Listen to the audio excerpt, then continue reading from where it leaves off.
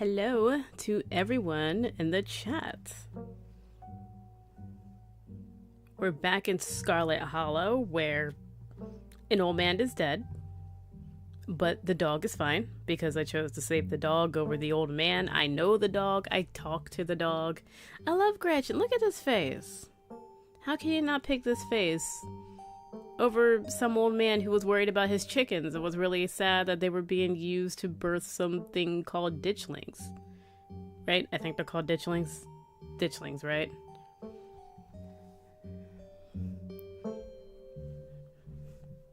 And her mother says the ditchlings are here because there's going to be some kind of crazy catastrophic event that's going to, I guess it's just going to be a lot of death, and I don't know what the ditchlings do with that. They're just here as a sign of foretelling of a horrible event, and right now we're looking in the history of Scarlet Hollow to see if we can pinpoint what's going to happen. What could be the cause of this catastrophic event, even though we're all completely ignoring the mines. There are mines here.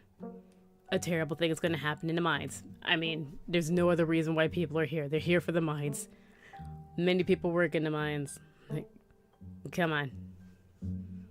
I vote mines. If it's not the mines, I would love to know what it is. But yeah, we're reading. We're reading. Trying to find out what horrible thing happened in the past. So we have Veins of Scarlet. A history of Scarlet Hollow coal mines, duh.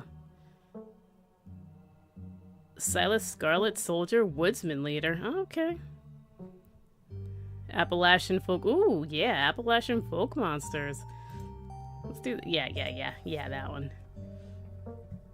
A few entries catch your eye. Wampus Cats, Tommy Knockers. I'm just reading the names. Tailipo. Tommy Knockers is hilarious.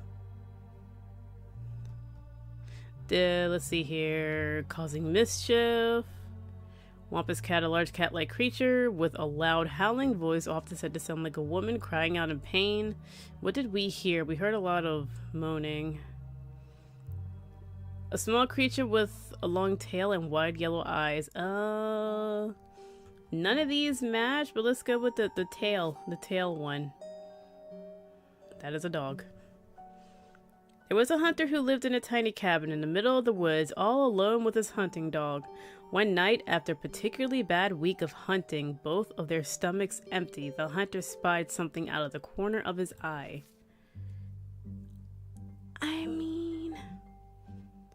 Some small creature had gotten into the cabin through a hole, and before he could even figure out what it was, he'd drawn his gun and fired at the thing, his hunger guiding his actions. But it was quick and ran back through its hidey hole and out of sight, leaving only its long black tail, shot off by the hunter's rifle. "Guess this'll have to do," he said to the dog, and threw the tail in the pot to cook a soup. He and his dog ate well that night, the tail filling them both up. The hunter crawled into the bed satisfied. His dog curled up at his feet. Is he going to birth the thing in his stomach? Oh no, the dog! He woke up to the sound of long nails scrabbling across the floor. His dog was nowhere in sight, only a rumpled spot on the covers where he had been. And in the gloom, he saw two big yellow eyes staring right at him. "I want my taily poo."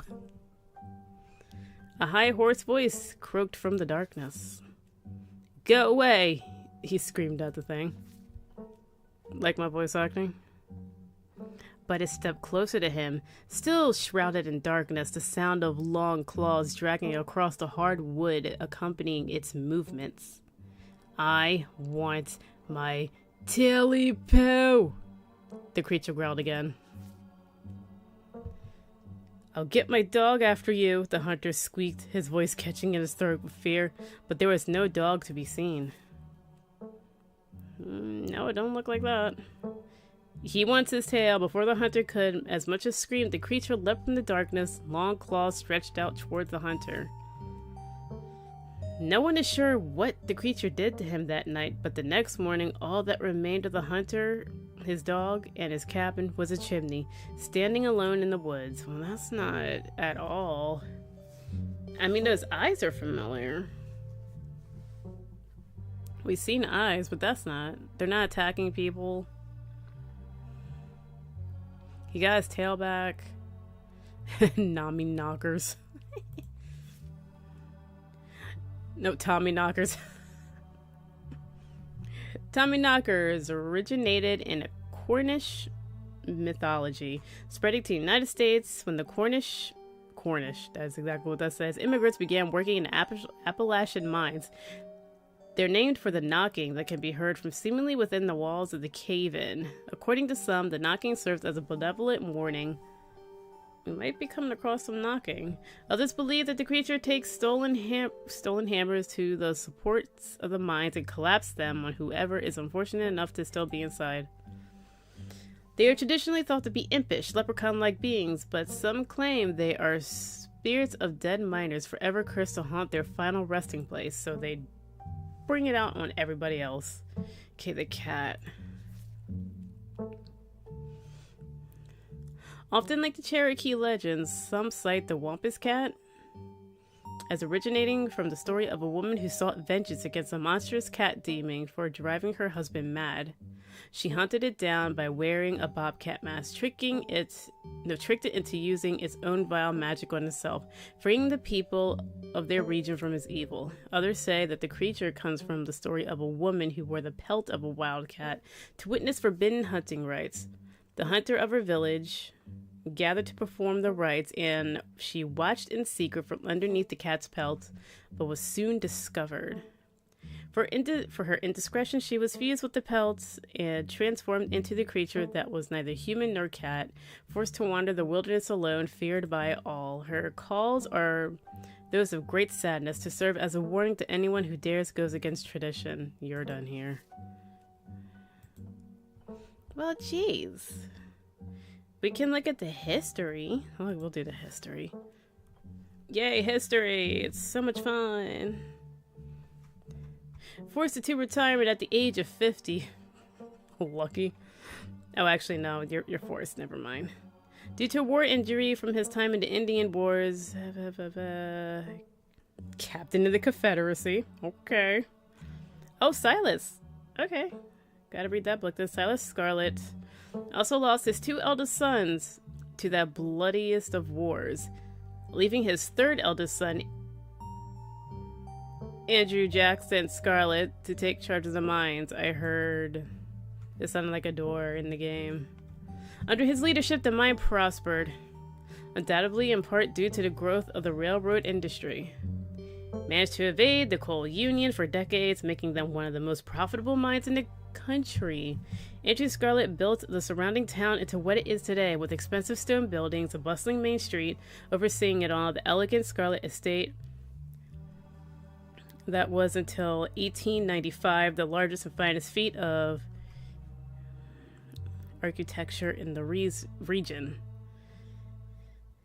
The tragic collapse of 1918 was found that Charles Shaw, the co-manager of the mine, had loosened security measures to increase production during World War I, resulting in a fatal collapse and deaths of over 160 men, boys, some as young as 10. The casualties include Andrew Jackson Scarlet's son, Theodore, his brother, Enoch Scarlet, who had taken over for their aging father during the bustling war, managed to pull the mine from the brink of ruin, thereby saving the town. So this is how your family made his fortune. Yeah, isn't that crazy? Through greed. Flip through Woodsman Leader. I feel like I can't see this kind of picture in all history books.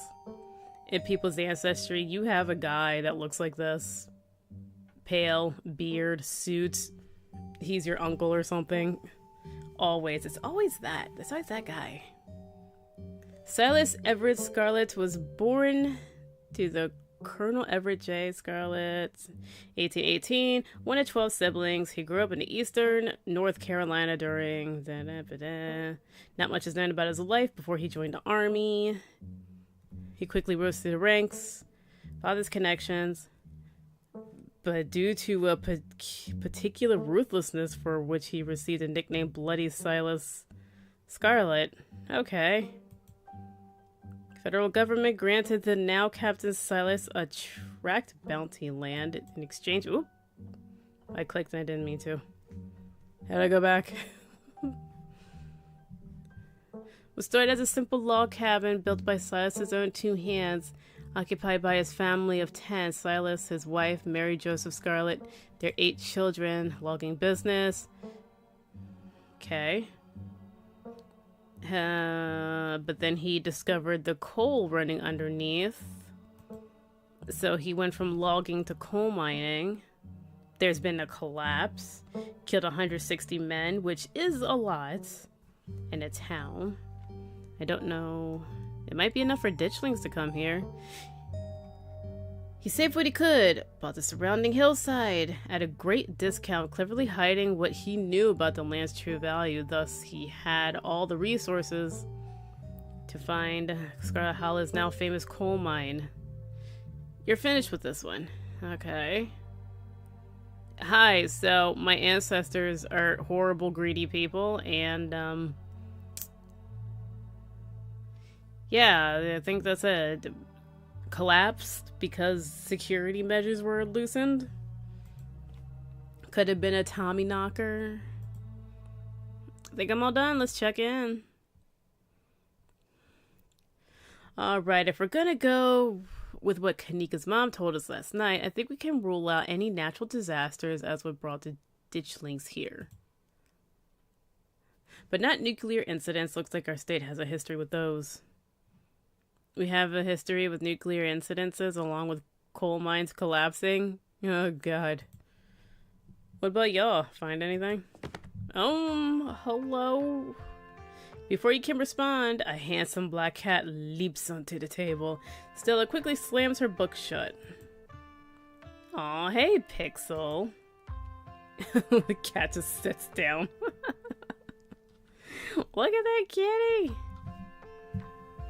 Now to close your book, he loves to rip up any paper he can find. Why is he allowed in here?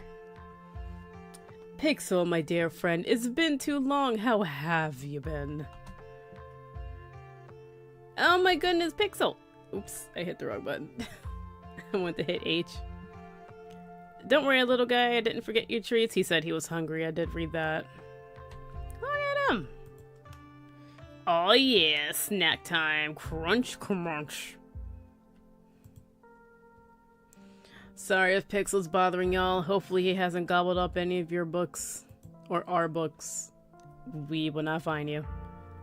He can't stand the thought that people might pay attention to anything that isn't him. Is that true, Pixel? Pixel, what do you think about the monsters we saw in the woods? Do you know anything about that, Pixel? Her look. Yes, I do speak to animals. I'm an indoor cat. See, look at that. My goodness. I don't know nothing about... Okay. I don't know nothing about no woods. I just hang out in the library. Especially now that our house got haunted. Pixel says your house is haunted. Nope, fool in. I talk to animals, so he says your house is haunted? What's up with your house being haunted, sir? How did you know? Pixel told me.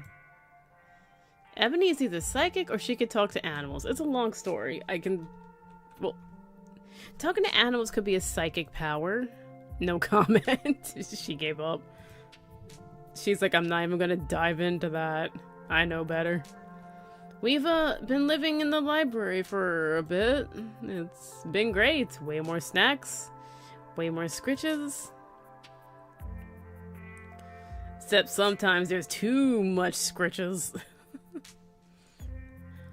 Hold up, what kind of haunting are we talking here? Unexplained noises, objects appearing in strange and unfamiliar places? No, Oscar, don't get her hopes up like that. Nah, nothing like that. The floor in my bedroom just keeps seeping blood I've seen a strange figure in the hall a couple of times. That's not exactly... Wait, you seen a full body apparition? Can I see it? He says seeping blood. Did the floor bleeds? Did you miss that? Still, it's just probably a dirty pipe or something. But what if it's a ghost? It's totally a ghost. Let's go bust it. Nope, we're going full on. It's a ghost. I talk to animals. Let's bust it.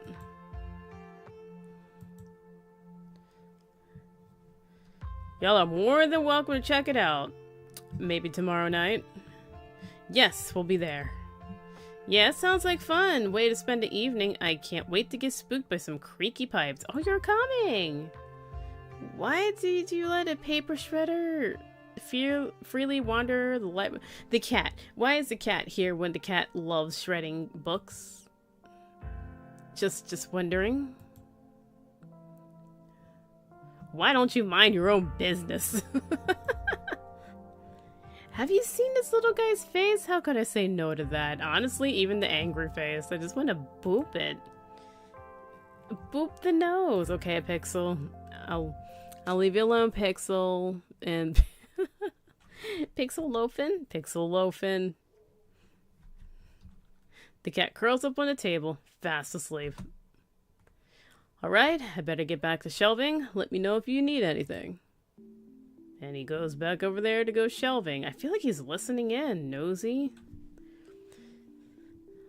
Any luck with Rosalina? Stella? Yeah, nuclear incidents. I want to know about that. Do you think there's a cult here? A cult. I don't think that leads anywhere. Do you think Wayne factors into any of this? Wayne, who? We don't really know who Wayne is. Rosalina is his daughter who's missing. Okay.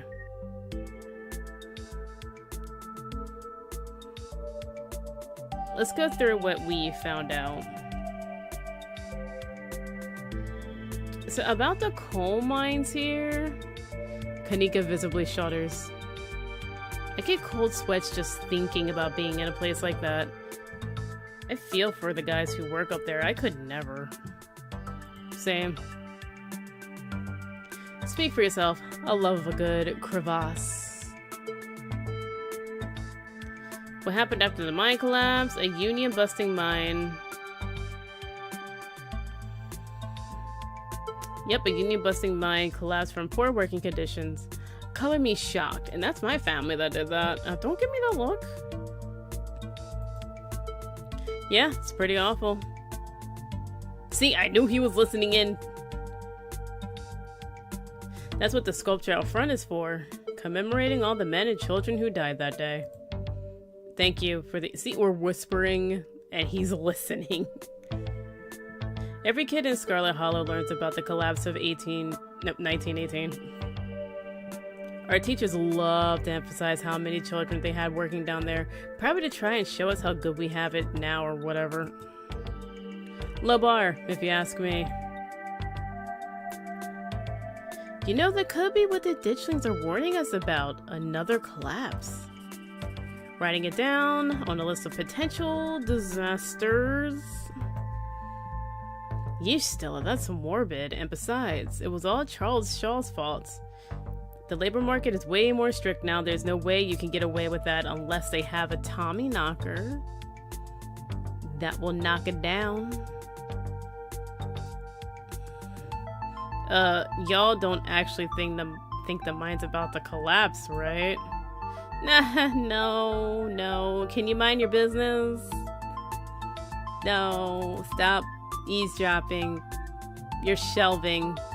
Keep shelving, sir. Thank you. Phew, had me worried there for a second.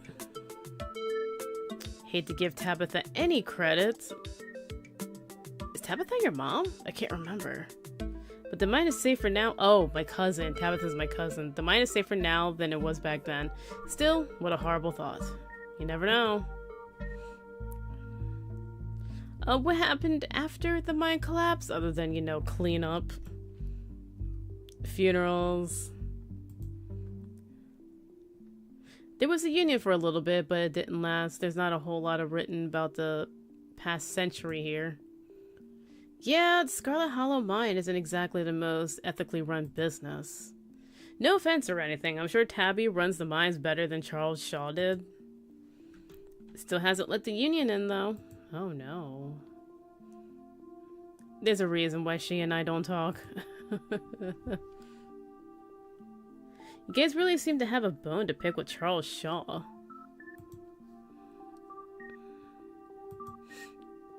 That's what happens when someone directly caused a monumental disaster, especially in a small town like this. People tend to spit when they hear your name. He got ran out of town on a rail, you know. And that's not a figure of speech. Back then, they actually tied you to a rail and ran you out of town. It's a big mural.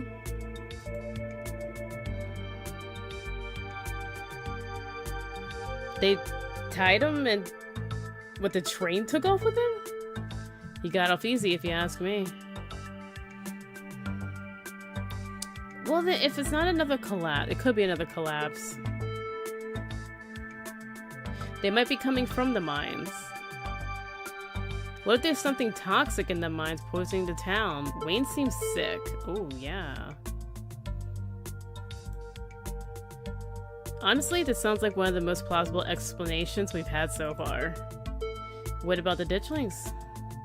I don't know, maybe there's some sort of parasite down there in the mines. Maybe it affected Wayne, maybe Wayne affected the local wildlife. Huh, yeah, that could work. Any luck with Rosalina, his kid, because he's listening? Not yet. I knew a teen would be a handful, but I didn't think this would happen overnight. I'd probably head out once you're all done and check on her usual haunts. Do you think there's a cult here? Is there a cult here? Maybe the ditchlings were actually nudist. What? Maybe the ditchlings were actually nudist during some sort of weird ritual. Maybe the ditchlings were like summoned. A lot of folks here seem tensed and closed up. Well, you're new. Yeah, maybe the ditchlings were like summoned or something. I assumed the spiral we found was some sort of nest made by the ditchlings, but yeah. I'm writing it down. It's much more likely than that the thing was a nest than some sort of ritual sites. Yeah, Stella, you said that there was a nuclear incident. You're talking about Goldsboro? Goldsboro? Goldsboro. Yeah, apparently in the 60s, a B-52 carrying a live warhead broke up mid-air and dropped a couple of bombs just on that town? Fascinating bit of history there. That sounds horrifying. The first two of the bombs landed up right after its parachute got caught in a tree. Thankfully, it didn't go off. At the time, the government claimed that the bomb was unarmed. It later came out that the only thing preventing a detonation was a single electric switch, which failed to trigger on the descent. Well, aren't you lucky that it just didn't blow up on ya? And 60 years later, the second bomb still hasn't been recovered. How? It's just somewhere here. Its conventional explosive disintegrated in mid-air, but most of the nuclear material was made up unrecoverable. Most of the nuclear material was made unrecoverable by flooding. If I remember correctly, we just buried it and sealed it up. I'm sorry, did you say you buried it? Do y'all need something dug up? Because if so, I'm your gal. So the nuke, I don't think the nuke made the ditchlings. No, it's too weird what's happening with them. That's not nuclear stuff. If the bomb is somewhere else, why would there be so many ditchlings here? Oh god, we're screwed.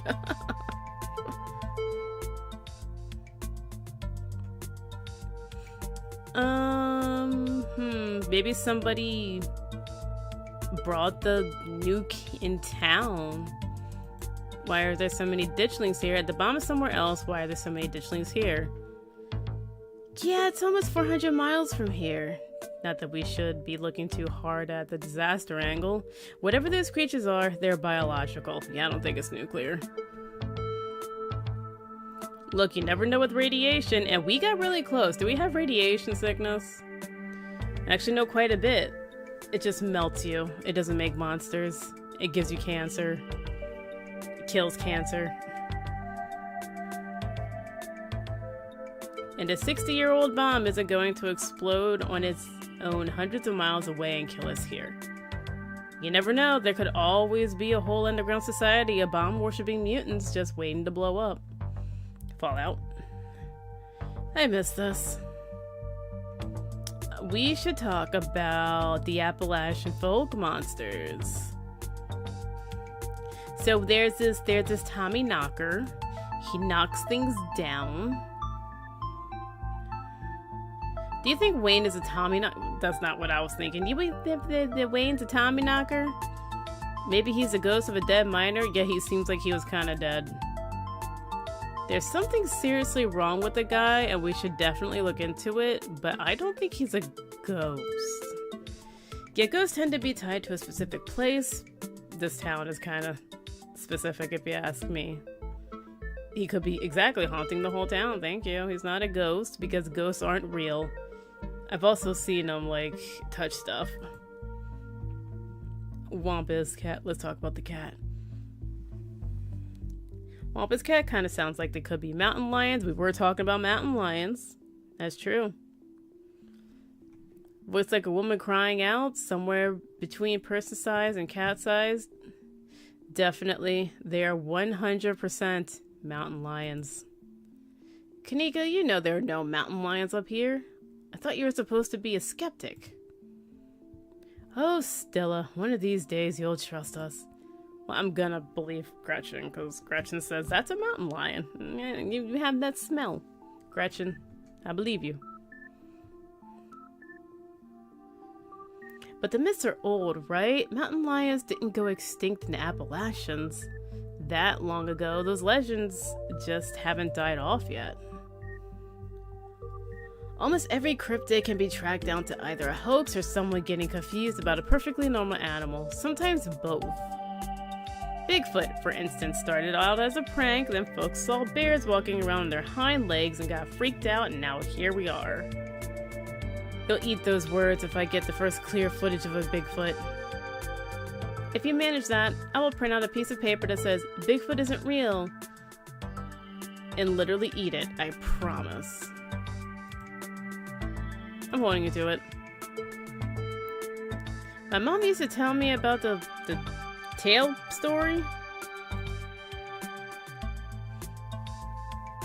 I can't believe I forgot that one. It scared me so bad I didn't eat soup for years. Why would you tell a story that would keep your child from eating soup? And I love that one.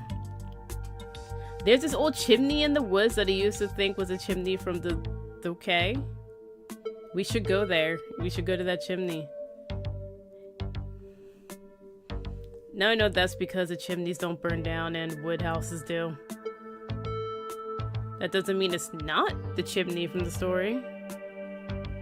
I've camped out there a couple times and I've seen some pretty spooky stuff. Yeah, I watched that video. You saw raccoons. You're gonna get rabies one of these days chasing after wildlife like that. What can I say? I like to live on the edge. Let's move on. Let's move on to what's his face. Tell me about Silas Scarlet, my ancestor. Rich guy in the South? Should have known it wouldn't be pretty. I figured old money from the South wouldn't be great, but he sure did things here that were not good. That book is a perfect example of why you should use multiple sources for your research instead of trusting the first thing you read on the subject. Yep, dude was a monster. The Mayans made a lot of money during the Civil War too, and I think he was the Confederacy.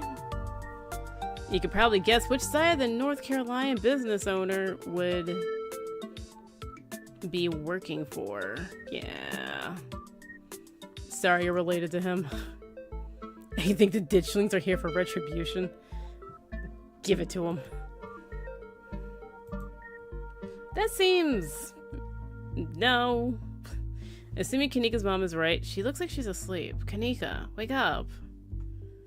They're here as an omen, not because they're going to do something themselves. I think we know how I feel on that matter. Yes, I know.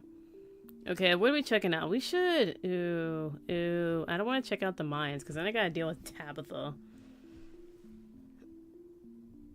What do you guys think? What do you think? What should we do? There's an awful lot of mine-related stuff in my nose. Maybe that should be our next stop. We could poke around, find out if anyone's seen anything weird. Just to clarify, you're suggesting that we go question one of the miners, right? We're not poking around unprepared in actual mines, right? Right? Yeah, totally. 100%. I would never. We don't even have a good reason to go down there. Good. Let's keep it that way. You know how I feel about mines.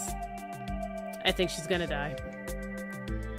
We're just gonna question some of the miners, that's all. If that questioning gives us a good reason to poke around, say, a cool abandoned coal mine, we'll cross that bridge when we get to it. I'm sorry, abandoned? There's an abandoned coal mine?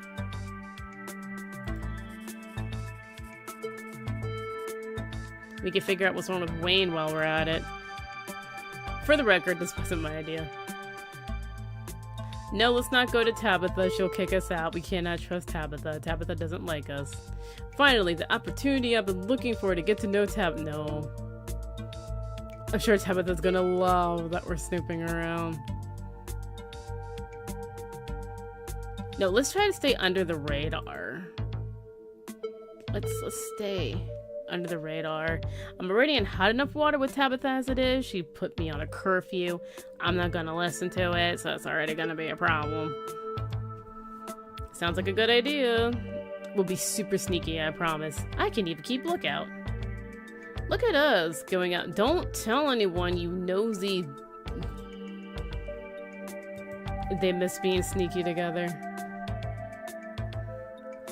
I mean, sure, it's not under the best circumstances, but I've been so wrapped up in running the store, I didn't realize how much I missed being able to hang out with you. Though there is something missing. Reese.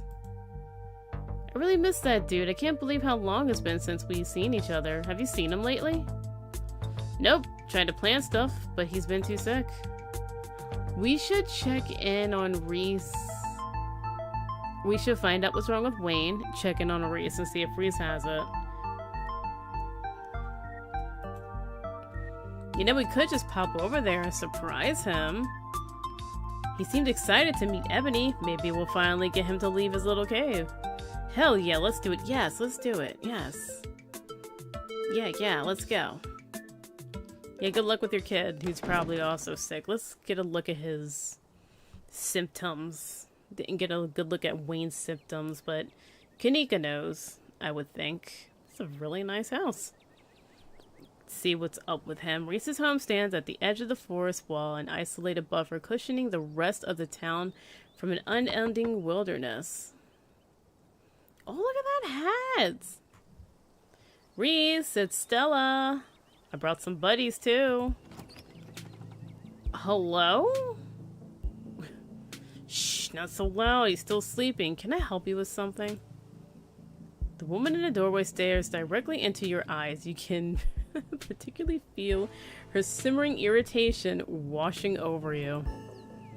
Hi, Dr. Kelly. We were wondering if it would be okay if Reese could come hang out, or we can go in and say hi. Nothing strenuous, we promise. I'm not going to wake him up if he's sleeping. He probably needs it. Whatever you two have planned, probably beyond what he can manage right now anyways. Oh no, poor Reese. It's just been so long since either of us had gotten the chance to hang out with him. I'm sure he and Ebony would get along super well too. We're just going for a light walk. I've heard such great things about your son. That's her son? Hi, I'm Ebony, Vivian's kid. Still, if Reese is that sick, we shouldn't be dragging him along on adventures. Just scream it. We're just going on a light walk to the mine. Into the mine.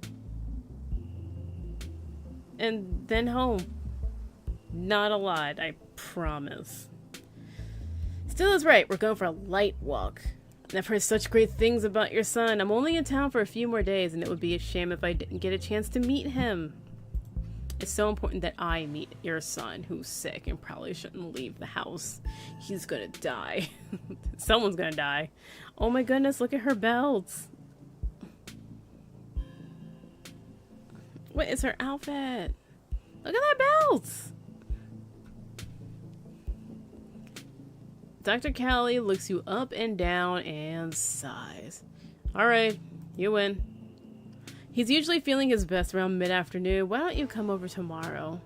We can have some supper. Y'all can hang out for a bit. I don't promise he'll be perky, but I'm sure it'll brighten his spirits to see you two again.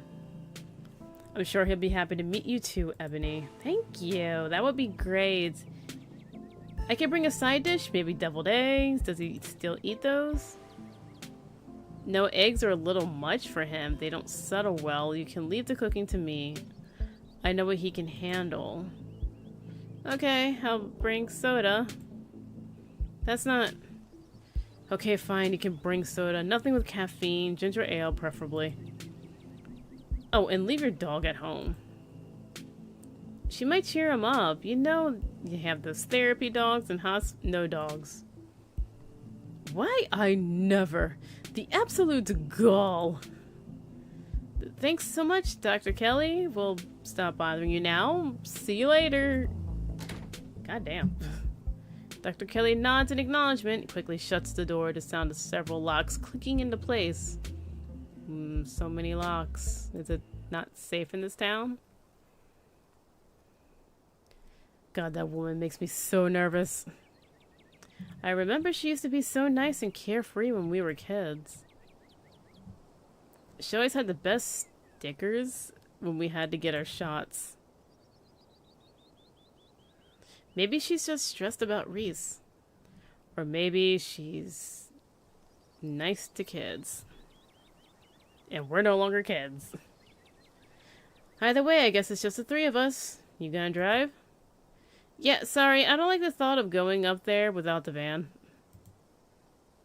Cool, I'll take my shortcut then. Wait, without the van? Hold on. It shouldn't take long for me to get there. You're welcome to tag along, Ebony. Don't worry, I won't be offended if you would rather ride with Kanika. Okay, so Kanika's bringing her van, you're bringing your car. You didn't take me home in your car. You let me walk all the way up. So, I think I'm gonna ride with Kanika. Either way works for me. Why not just drive up with Kanika? Yeah, why not just drive up with Kanika? Aren't the mines a bit of a way off? Don't worry about it, Ebony. There's a lot of junk in the back of my van. It gets a little tight with more than 2 people. So, if I feel like still I'm gonna die if I don't go with her. This is a great place to put a choice. I want to ride with Kanika. Get to know her a little bit. I'll ride with Kanika. See you at the mines. Look at her hair and her nails. Kanika's a careful driver, but her old van still bumps around the mountain roads.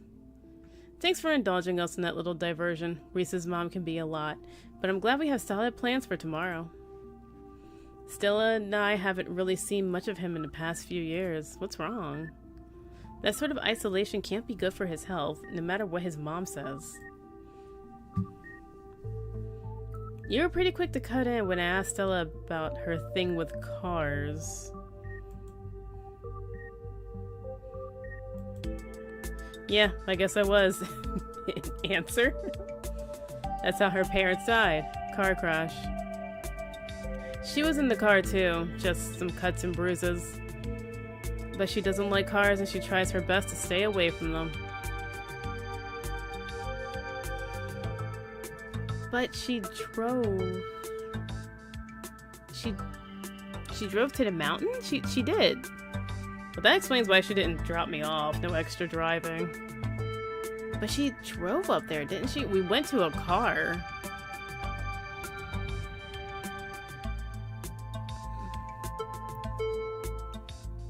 I don't think she's ever gonna actually leave this town. Oh, shit. Has she seen someone like a therapist? Therapy is good. Good luck finding a therapist within walking distance of Scarlet Hollow. Damn. Internet. Over, like, internet therapy. Just to do it in, like, a video call. I don't think that's something Stella would go for anyway. She likes to solve her own problems. See, that's the problem. That's the problem. Go to therapy. So what's actually going on with Reese?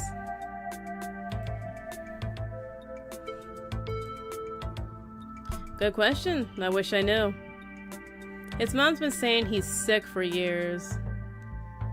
It's not like she's wrong. He's been a wreck with the few times I've seen him.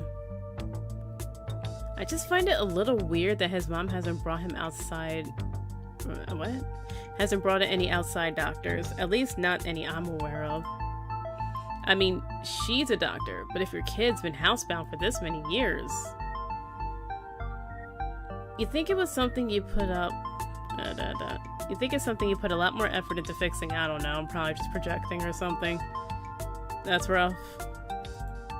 Yep.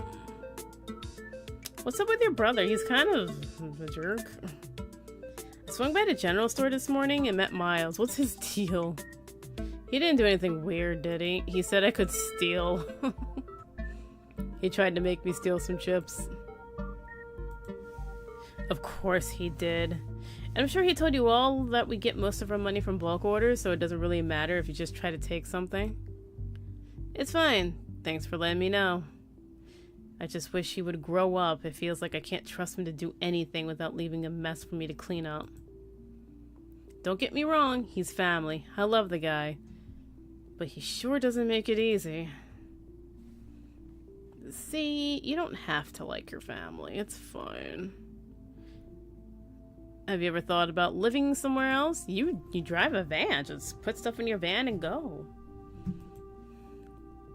Asking the real questions, huh? I can respect that. Yeah, this wasn't the plan, and still isn't. I was actually a couple of years into vet school, top of my class, might I add, when my dad died. My mom wasn't up for running the store, and you've met Miles. I only wanted to take a semester off, help them get them back on their feet, but it's been a year and change now. It's not just about my family, too. The general store? That's the general store. If it winds up going under, it's hard to imagine the whole town collapsing with it. Oh, it's hard not to imagine the whole town collapsing with it. Maybe I'll go back next semester.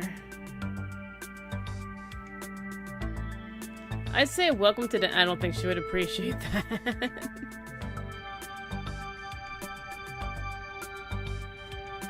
Vet school? Just like Stella's mom. You know, I never really thought about it that way, but yeah, I guess you're right. I don't think she would appreciate that, so I'm not gonna do that one. I already had Tabitha angry at me. She's driving me. I'm gonna not be that bitchy. Chase your dreams. I'm sure they'll be okay with that. No, they won't. Oh, not with that kid. Maybe Stella can help? You shouldn't wait on other people's permission to live your life. That look. A little harsh, but I guess you're not wrong. I suppose it's hard to think about what I want with other people relying on me like this. I appreciate the vote of confidence. Not a lot of people share your perspective. Can you please drive me out of town, like, right now? What?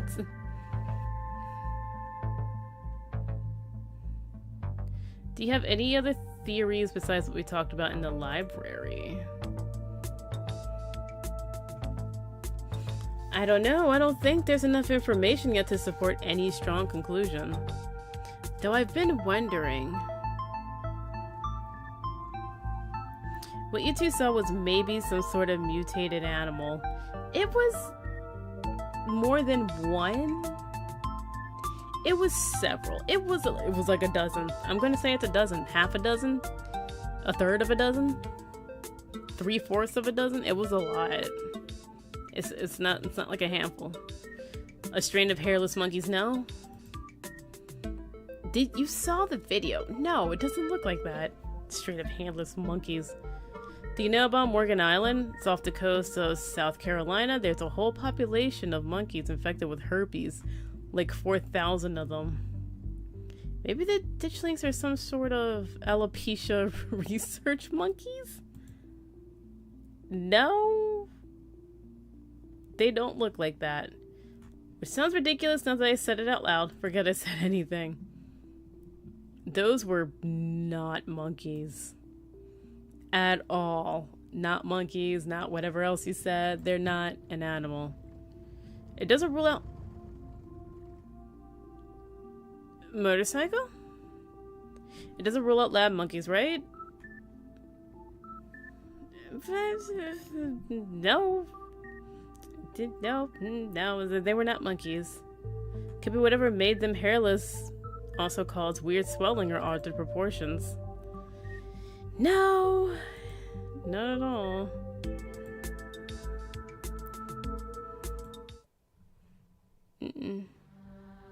Oh, it's just open? Still, it's probably going to be another couple of minutes. She ran. Hey, y'all. How was the ride? Oof, I'm going to put Gretchen down for a sec. It's so good to see both of y'all again. Did you run here? Yep, felt like getting a run in. Didn't want to keep y'all waiting. My poor Stella was scared out of her mind. You would have thought the very hounds of hell were at her heels, and all that running rattled my bones something awful. Did you run into any of those creatures? Nope. No, why were you running? That makes sense. They're probably nocturnal. I don't know if I should feel relieved or disappointed. You need to see them personally so you know that they're not freaking monkeys, girl. But we're here. What's the plan? I guess we just go talk to people. Shouldn't this be locked? Is this normal? Like, I know people work here. But this feels like the back door entrance. I should probably be on lookout duty. Bleh. I'm a bit of a persona non grata in the mines. Tabitha? Yeah, I might have tried sneaking in and talk to her for a time. Way too many. She don't want to talk to me anymore. And Gretchen might make it extra hard to be sneaky. What can I say? I thrive in the limelight. We're probably less likely to get caught if only one of us is snooping around down there. Estella's on lookout duty, and only one of us is going in. What's the third person doing?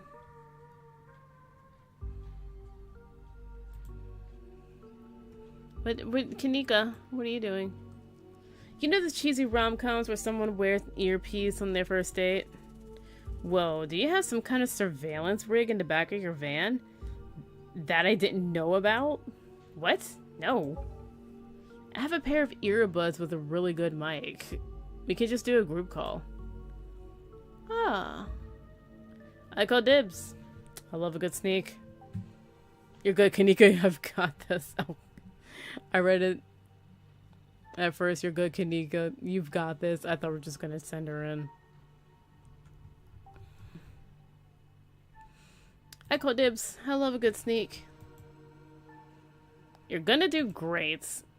Here are those earbuds I mentioned. We can feed you questions if you get stuck, and Stella can give you the heads up if Tabitha's headed your way. Dang, I miss doing this sorts of things with you. You're so thorough. Oh, thanks. I do my best. You do this kind of stuff all the time? Or you did? How? For what? I guess we should part ways and start the call, yeah? Stella and Kanika break off, leaving you alone at the entrance into the mines. Your phone buzzes. Hey! Can you hear us? Try to say something. Nope, can't hear you. Sorry. Very funny. You're coming through crystal clear on my end. Nothing to do now but enter the work site. Go, enter. You pass through the unlocked fence and enter the property of Scarlet Hollow Mine.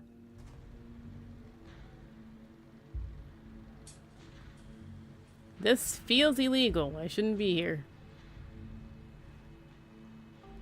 I'm in. Hacker talk. I'm in.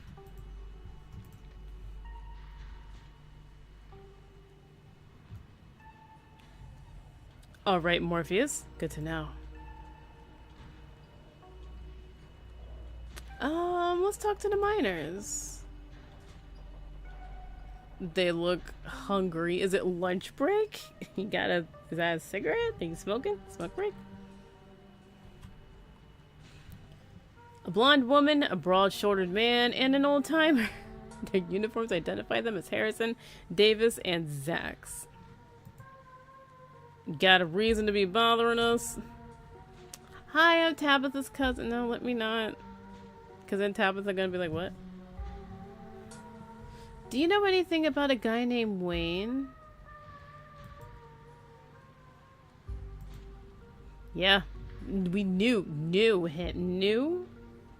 Knew. Like, he's dead. It's like past tense, because he's dead. Maybe he quit. He was such a cut-up. Miss that dude. What happened? The miners shift for a moment, uncomfortably glancing at one another. Isn't that the guy y'all said was, He's gone. That's all that matters. Press. What happened? What are you, some sort of cop? Keep it on a down low, but I'm working for a competitor. A unionized competitor. We're thinking of buying Miss Scarlet, damn it. Miss Scarlet out of the mines.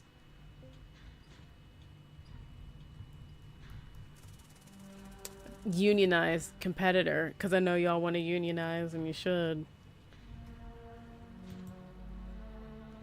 No, you're not. That Tony told everyone who you were. Damn it. We know you're the boss's cousin. Dang. Sorry, Ebony. Come on, let's get out of here. It's just about to start anyways. Sorry. The miners pack up their things and leave. Man. Okay, let's go to the other group of miners. What's happening? Why? You stop in your tracks. Hold on. Nothing looks wrong. Things look fine. As an unfortunately familiar voice calls out to you. Yeah, what's up with Wayne?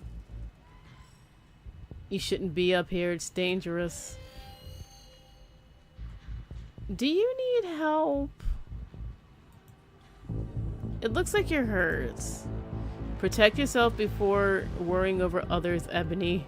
You're just being weird, Wayne. Stay home, wait for a week to end. Don't keep putting yourself into path of danger. This is all I ask. Oh, that's nice. Oh, he's so sweet. I'm not gonna listen, but that's so sweet. Oh, was he heavy breathing? Before you can say another word, the figure is gone. He had a cloth over his head. It kind of reminds me of a burial. A sheer cloth over his head. Hey, Ebony, you still there? We just be getting static from you. Yeah, because he's freaking dead and he's a ghost. We ain't got to jump on me. Whoa, I thought I saw you talking to someone down there. Are you okay? He told me to stay at the estate for the rest of the week. I wonder why. He said I'm putting myself in danger by just being out and about and sneaking into coal mines. What the hell is that supposed to mean? He must have been threatening you, right? The plot? Think it's Stella.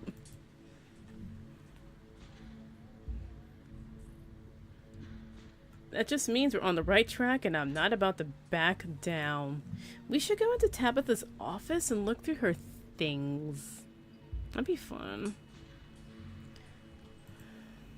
Whoa, so brave.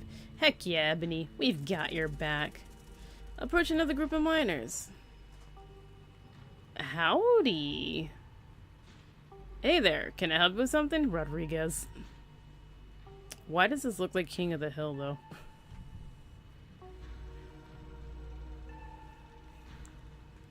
Have you fellas seen anything out of the ordinary lately? Like, weird creatures, kind of long and lengthy. They're gross. I think they smell weird.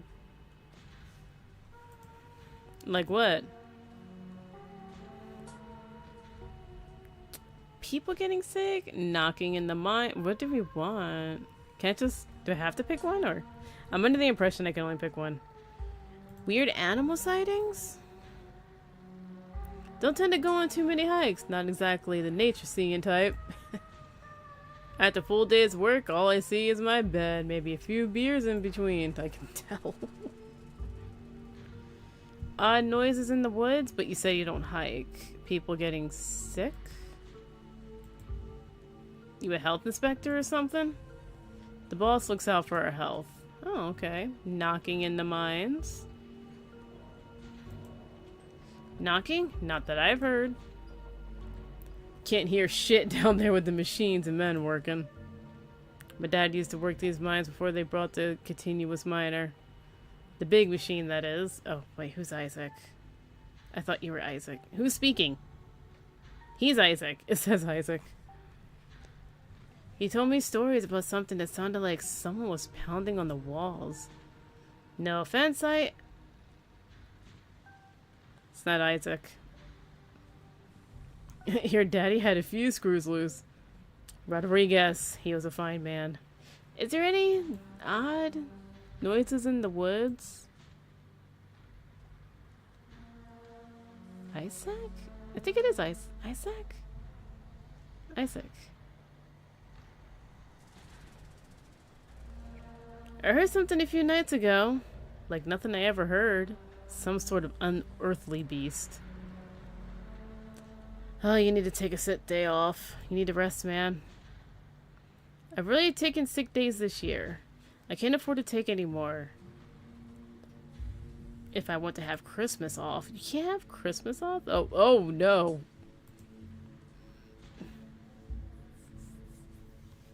Oh, I thought she said Tabitha just to warn me that Tabitha was coming. But, jeez, you can't have Christmas off? It can't be that bad here, right? That's all for now, thanks. Anything else? Let's talk about Wayne. Because I just saw him over there. Wayne? Do you mean Sam Wayne? What are you asking about him for? Wait, have you seen him? I saw him just now. He was right over there. He muttered some creepy stuff to me and then disappeared. I knew it. He probably just got back to camp after whatever he went off to do. Hold on a tick. Creepy isn't exactly his MO. How do you know it was Sam Wayne? I don't recall seeing your face around here before. The name on his jacket, just like yours. Dummy.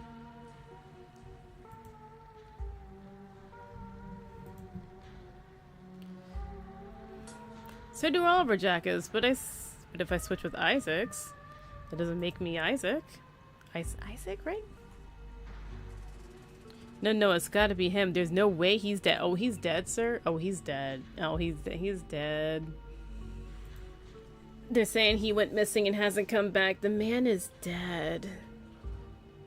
Oh, but where did he go? They said he went off to do something.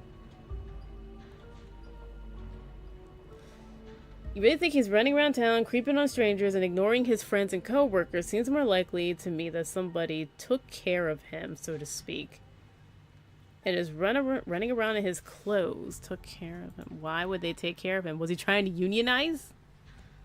The miner stand in silence for a moment, considering what they just heard. It's not possible. That's ridiculous. This is messed up. He's so smiley. This is messed up. But who would do something like that? I don't know. Why don't you ask his girlfriend? Yikes. Do you think? No way. Just saying, he wasn't exactly the first fella to fall for her charms. Lots of heartbreak in that woman's history. Lots of jilted ex-lovers, if you catch my drifts. Dang, who are they talking about?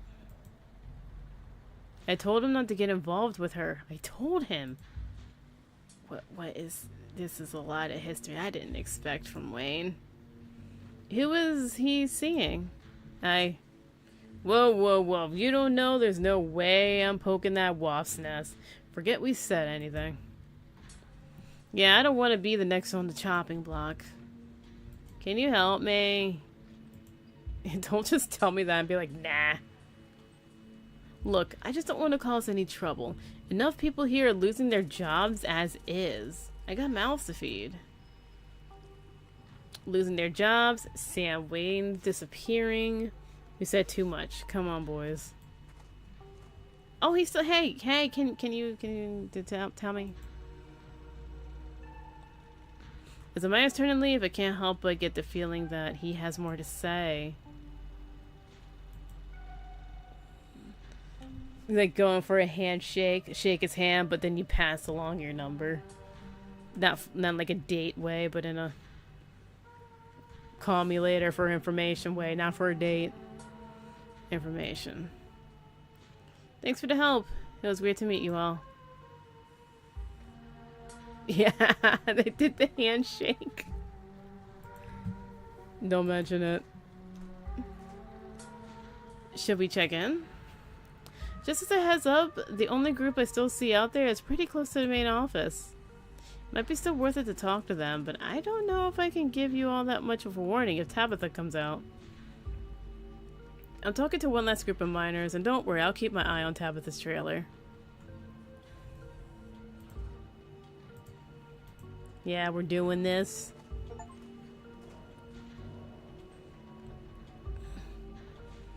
Going around asking questions, huh? Who's Tate? Oh, he's Tate. Still, it wasn't kidding when she said the miners were dangerously close to Tabitha's office. You take in your surroundings, making note of any shadows you can melt into at the first sign of trouble. Dang, what is this? D&D.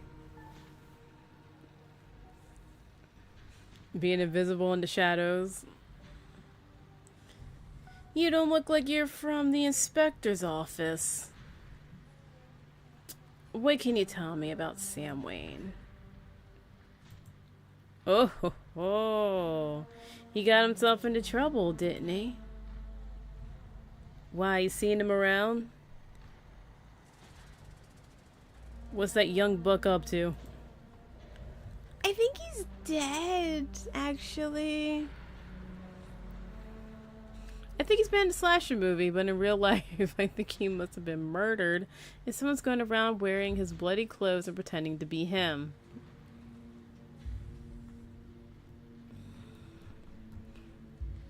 What do you think he's been up to?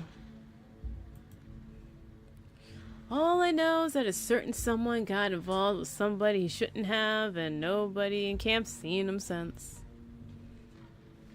I figured he'd just run off and live in that big mansion with his belle. Stella audibly gasps, just in your ear. The thought of a strapped young man like him with a sour-faced broad... Tabitha? Because who else is sour-faced and has a mansion? Oh my god, gross! As if you wouldn't fall on your knees if a woman of means showed up slightest bit of interest in you, or any woman at all. Fair enough. You're not talking about Pearl Ann. Pearl Ann is... I'm thinking Tabitha, but... the Pearl Ann just died.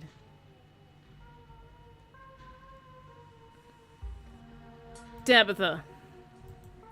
Yeah. Oh, jeez. Oh, he's with Tabitha? Now I gotta ask her about Wayne. Did she kill Wayne? What if his... oh, wait, hold on. So he was in the gardens. Somebody's playing piano music in the house. Does he play music? Like, does his dead body play music? She did tell me not to go to the one wing because of construction, or it could be because she has a body in there. Is Stella okay? Yeah, I just had no idea. Have you noticed anything strange around here lately? All kinds of weird stuff happens in these hills. What sort of weird do you mean? People getting sick? I mean, some of the older miners, sure, but I wouldn't call that unusual. Weird animal sightings? Saw a raccoon with a big old tumor last week. Spooked me something awful. Well, that is very in line with everything else. Thank you, Tate. It's nature for you. Not always pretty. It wasn't a tumor. It was an egg. Yeah. I'm gonna say it was an egg. There are things in the woods laying eggs in the animals. Okay, man, it's kind of worse. I didn't think she'd say all that. I knew it. I knew there was something weird about that raccoon. I believe it. They're so chill. I like these guys. I'm rooting for them. There are things out in them woods nobody's ever seen before. It's still wild country. Even if we carved it into pieces. I know, for one, I ain't gonna go near them trees until some scientist folks come and sort out whatever's going on there. Maybe I should cash in some sick days and see my cousins in Asheville, just to be on the safe side. Yeah. Any noises from the woods? All the time. Howling, screaming, all sorts of fiendish... Carter wailing? Probably just screech owls and bobcats, you old coot. Might be. They are so chill. But I heard something the other night that sent fear of God shivering down my spine, I tell you.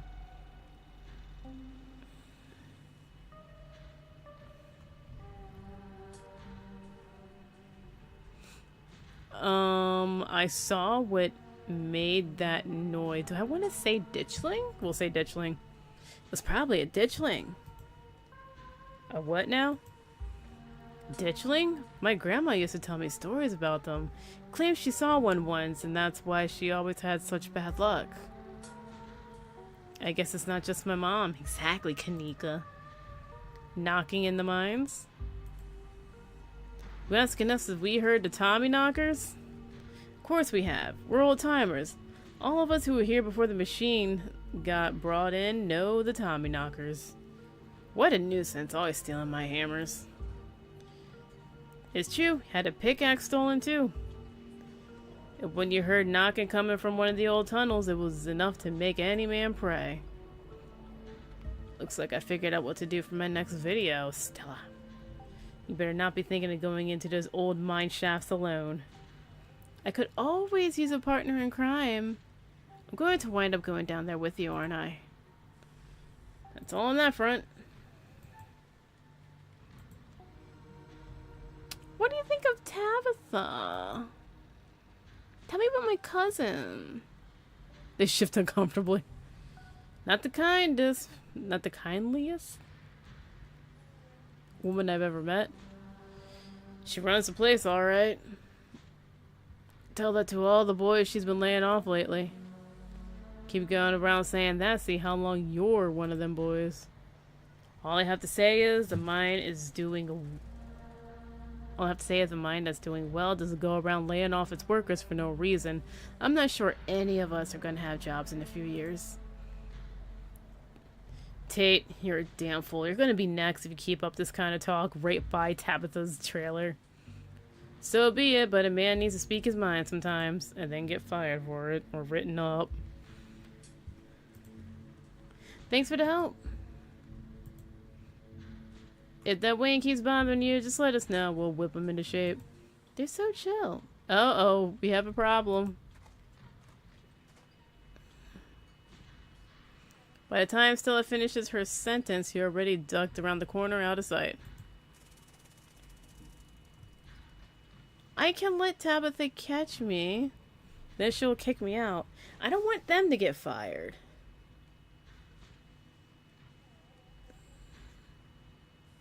I don't want them to get fired. I feel bad. I don't want them to get fired. Let Tabitha catch me. I was like, I thought you decided it's best to let your cousin yeah, let your cousin catch you snooping around.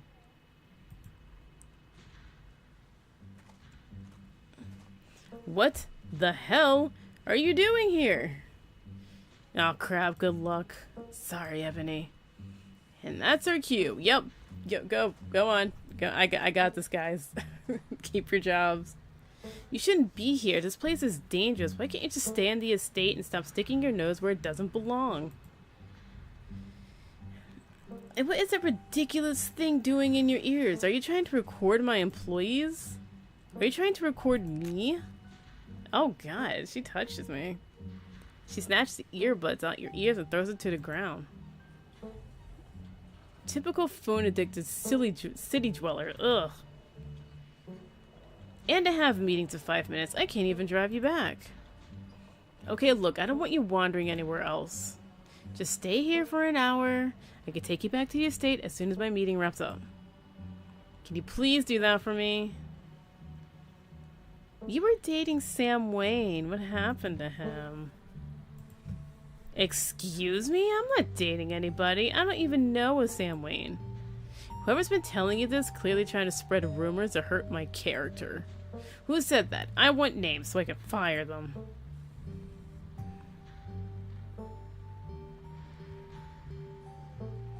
Tabitha, he's been following me. Why? Try to scooch her attention away to something else. How should I know? I don't know what these people told you, but I'm sure it's all bullshit. Oh my goodness. I'm sure it's all bullshit. I don't involve myself with their lives. You think a bunch of miners on break are just going to be honest with a random stranger that wanders into their camp? You're more naive than I thought. Need to get to my meeting. Just stay here until I can come get you. Don't move a muscle. Oh, and if you don't want to be followed by some weirdo, just stay home.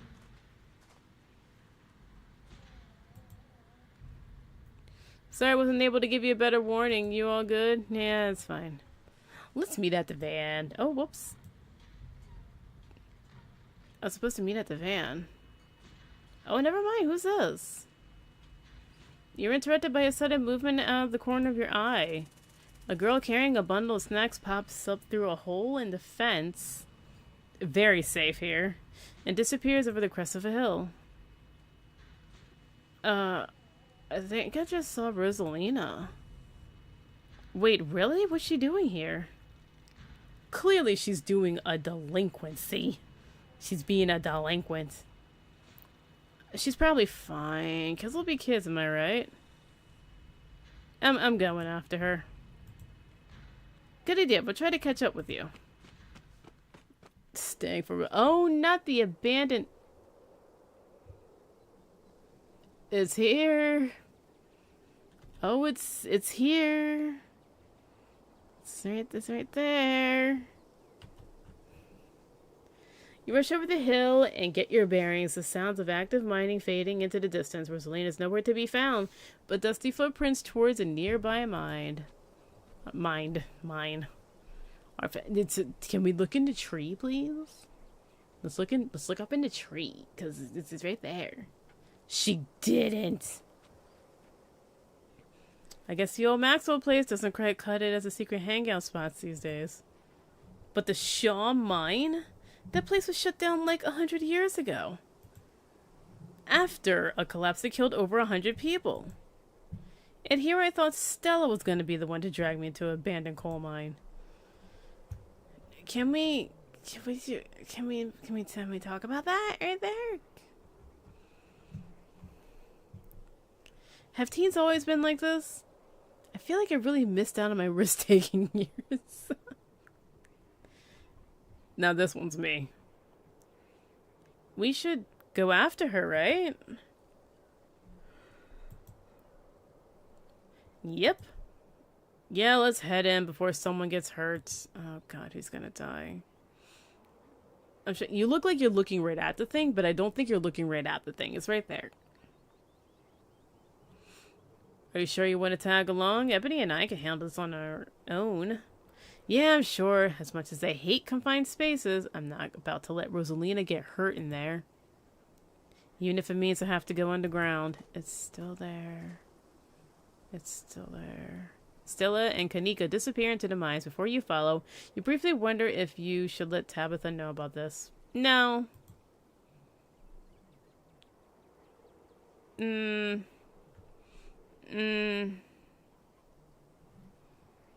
I really don't think I need to. She's been kind of a jerk. We haven't been getting along. Hey, I'm going into the abandoned Shaw mine, so I'll call her. A kid just snuck into the Shaw mine. I figured you should know. What? Are you serious? Why do things keep happening to me? Ugh, whatever. I'll head over as soon as I can. Just stay where you are and wait for me, alright? God, I don't even know why I'm trying to reason with you. It's not like you'll listen. I called you as a courtesy, but I'm not gonna wait around for you.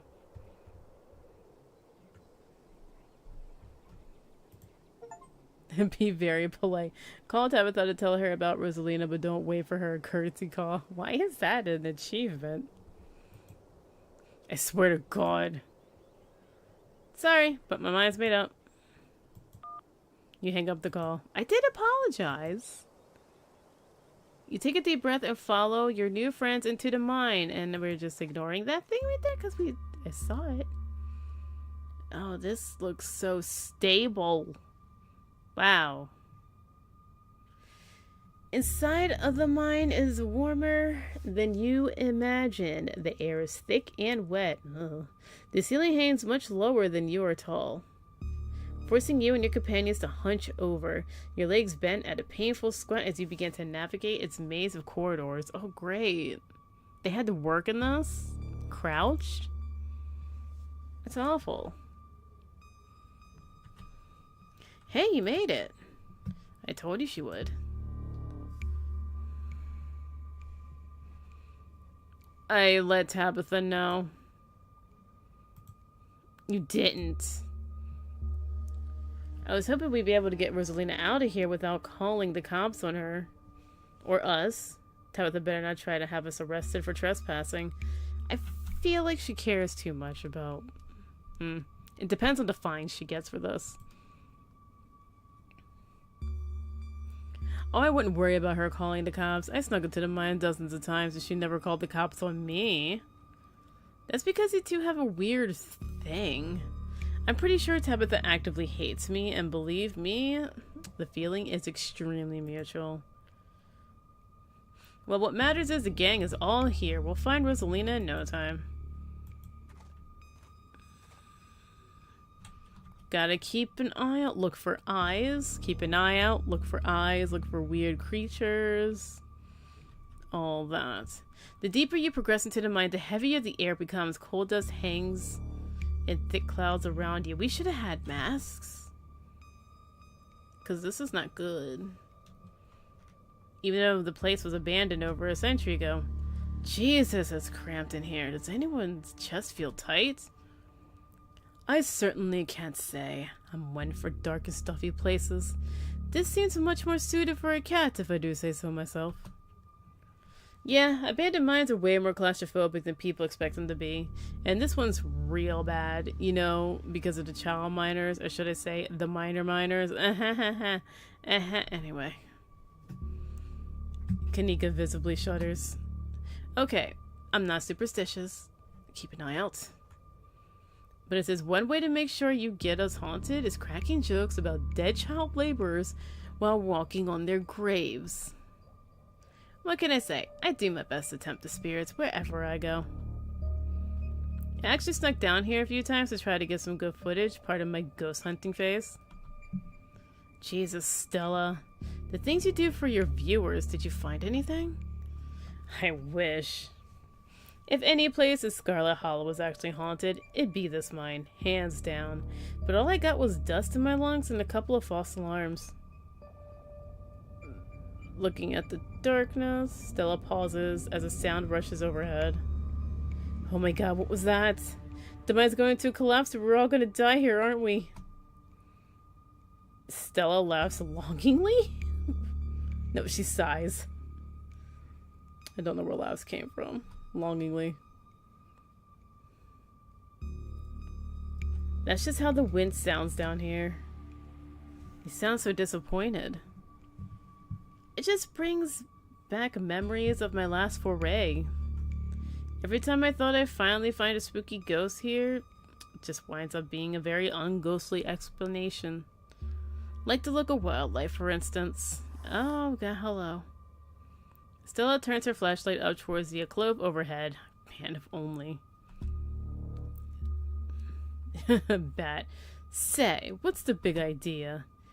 Yeah, we was sleeping here. Shut that light off, you nosy bastards.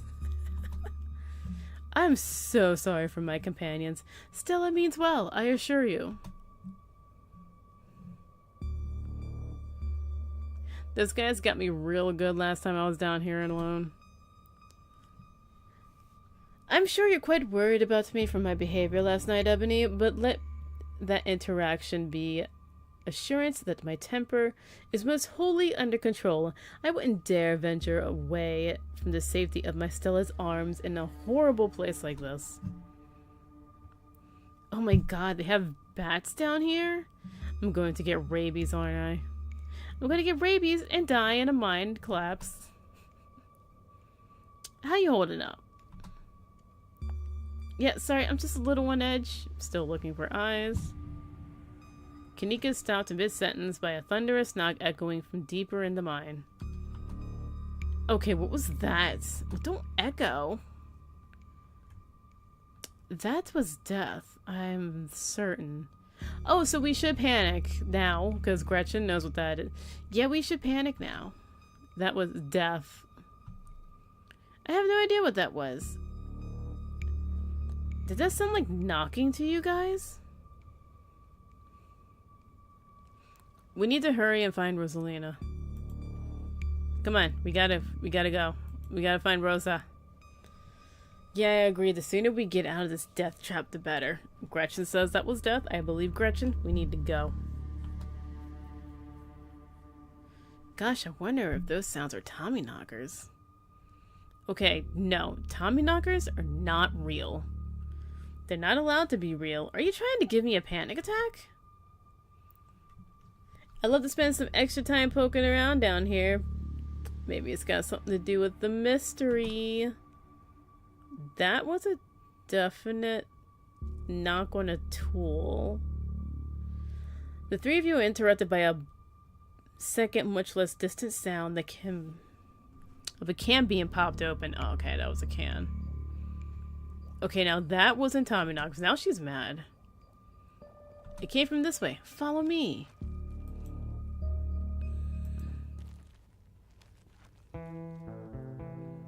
Are you saying? Oh, look, it's your brother. Is that a high Bugs Bunny? Oh my goodness. We found the kids. We should go though because there is death here. We breathe a sigh of relief as a tight passageway gives way to a small cavern. A group of teens turns around and stares at you with annoyance. What the hell are you all doing in here? Hoodie girl. What the hell are you doing in here, you creeps? Are you stalking us? Get out of the mines, you idiot. You know what? You can stay. You're being rude. Yeah, creeps. I just said that, Alexis. If you wanted echo, or if I wanted an echo, I would yell into the Grand Canyon.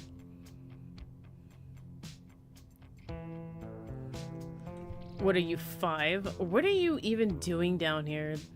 This is the most miserable place I've been in my entire life, and that's exactly what they want. Look, they're so emo.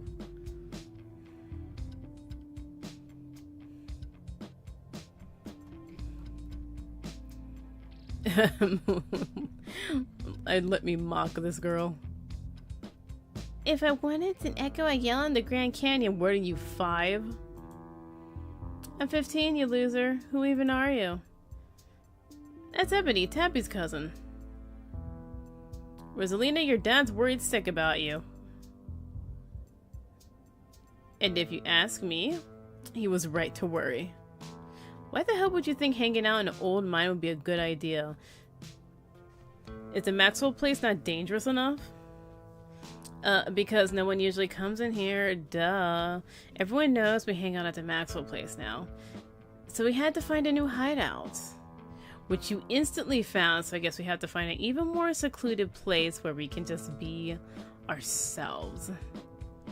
I can't believe your dad sent people to follow you, Rosalina. That's messed up. I think that qualifies as harassment. You're right, Becca. It is messed up. I don't need him telling me where I can be. That's too bad. You can at least check in so he knows you're not dead. He loves you and worries about you. He's really not asking for much. Don't you kids have school tomorrow anyways? It's fall break. And we're not kids. Yeah, we're teens. He's a beanie? He's Beanie Boy? Young pup these days, absolutely no respect for their elders. Are those canned strawberry margaritas? Where did you even get those? The teens avoid eye contact. Miles tries to melt into the cavern wall. Oh, I know that isn't you, Miles. It had better not be you. Yeah, whatever. It's me. What are you even doing here? Becca's right. Sounds like you're stalking and harassing and all that. You're supposed to be minding the store. It's not like anyone comes in on Tuesdays. Mom's there, so it's fine. I start uncomfortably around the cavern as Kanika's tears into her brother. It's not fine. It's extremely not fine. Why do I always have to be the responsible one? Do you know what I would give to be as carefree as you? I left school so you would have a chance to live your life, and this is what you're doing with it? What would Dad think if he could see this? Stealing booze from the family store to dick around in an abandoned mine? Dad's dead, Kanika, but if he were here, he'd be disappointed you wound up as such a bossy jerk. Who cares if we're having canned margaritas? Somewhere nobody's supposed to bother us. Let them tear into each other a little bit more. Both of y'all should cool it. There's no reason we can all safely chill here together. No, there's a reason. Gretchen smelled death. There was knocking. We're gonna die here. Let's not. We can leave Becca though. She's kind of a bitch.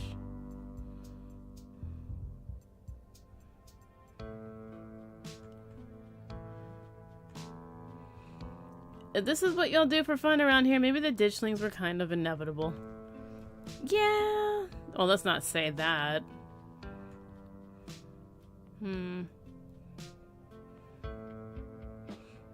Oh, if I do say this, that we can all safely chill here together, they're going to leave because they don't want to be around a bunch of old heads. Let's just all chill here together. Pass me one of the canned margaritas. Let's have fun. Oh no, you're not supposed to agree with it. Darn it. The teen in the beanie passes you a canned margarita. You know, it's not even actually that dangerous down here. My dad is a foreman at the continuous mining facility, and he says that they only abandoned the mine because there wasn't enough coal left. So it's actually really safe and we can hang out here whenever we want. I thought your dad was a charge hand. No, Alexis, he got promoted last month. Oh, I forgot Tabitha was killing. Why is that her face? Correction, your father was a foreman at the continuous mining facility.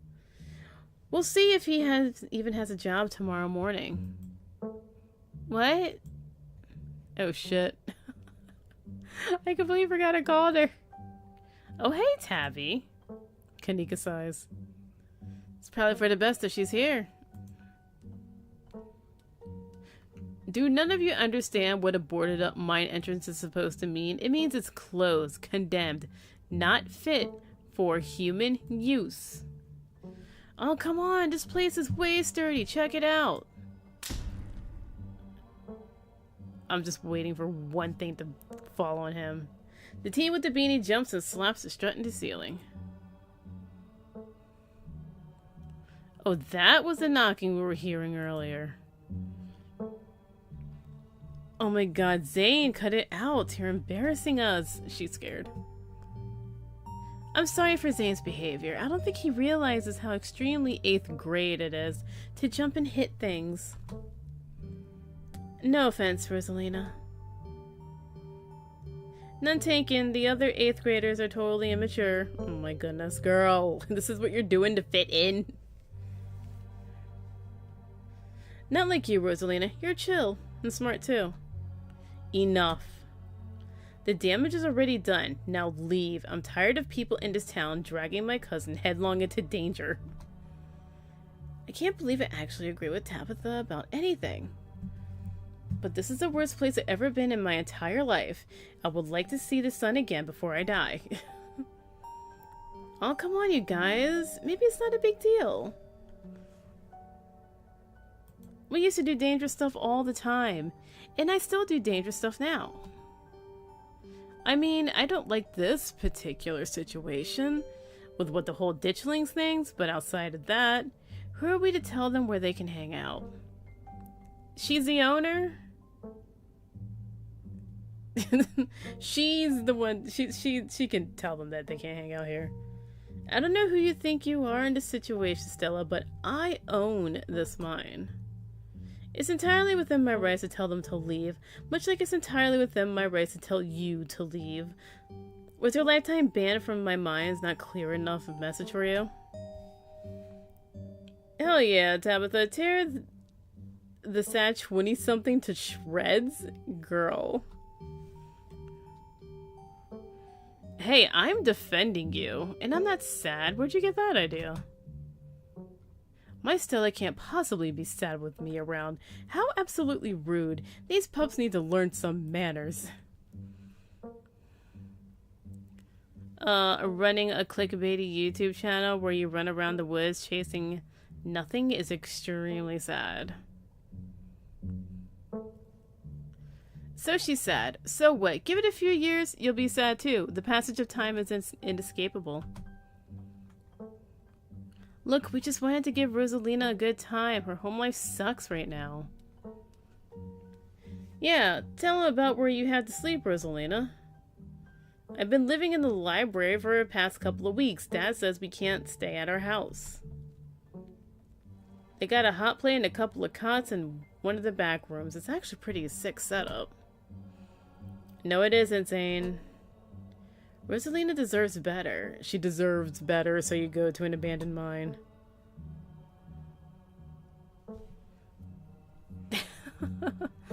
I could make her miserable and be like, oh, is it the house haunting? Oh no, is this about your house being haunted? No. What fresh hell is this? Oh my god, did my dad tell you that? No, the cat. Actually, Pixel told me. The cat. Your cat told me that your house was haunted. My cat? Yes. It's a long story. I bet he couldn't afford it anymore and is just lying to save face. What a coward. Becca, I don't think you can, like, say that about other people's families. Isn't that, like, bullying or something? Your dad is about to lose his job. Girl. Shut up, Zane. Oscar actually invited us to check it out when we saw him earlier today. It could make for a fun, non-abandoned coal mine related activity. Just throwing that out there. There's no ghost, Stella. It would be cool if there was, but Becca's right. I just wish he would be honest with me and tell me what's really going on. It's like he doesn't think I can handle it. Like I'm still a little kid. Ugh, you're all children, and none of you realize how good you have it. Back in the day, each and every one of you would be pulling 12-hour shifts in this exact mine. If it weren't for child labor laws, the 5 of you might have built some actual character.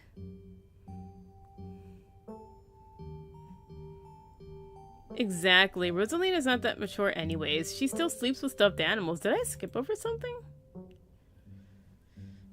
That doesn't mean she's not mature.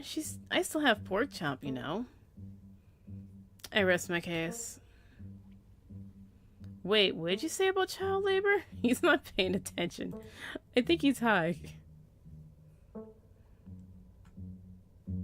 I'm not going to weigh on him. I'm not going to weigh in on this. This is between you and your dad, and the two of you should talk about it. Anywhere that's not here.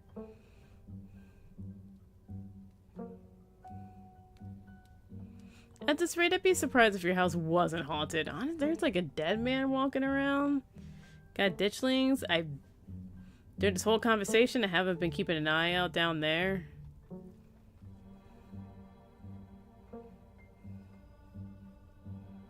Wait, there's this one? No, at this rate, I'll be surprised if it wasn't haunted.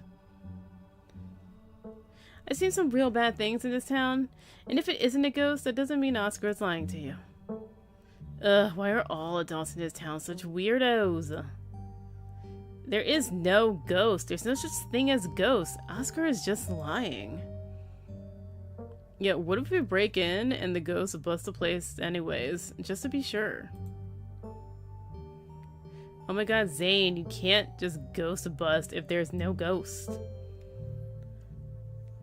Also, Rosalina lives there. We can't break into her, or she can't break into her own house.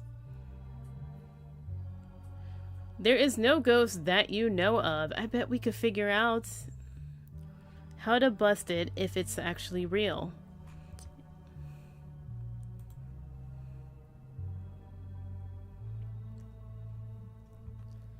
You know, Rosalina? Where's it her? You can always stay over at my house until Stella ghost busts your place.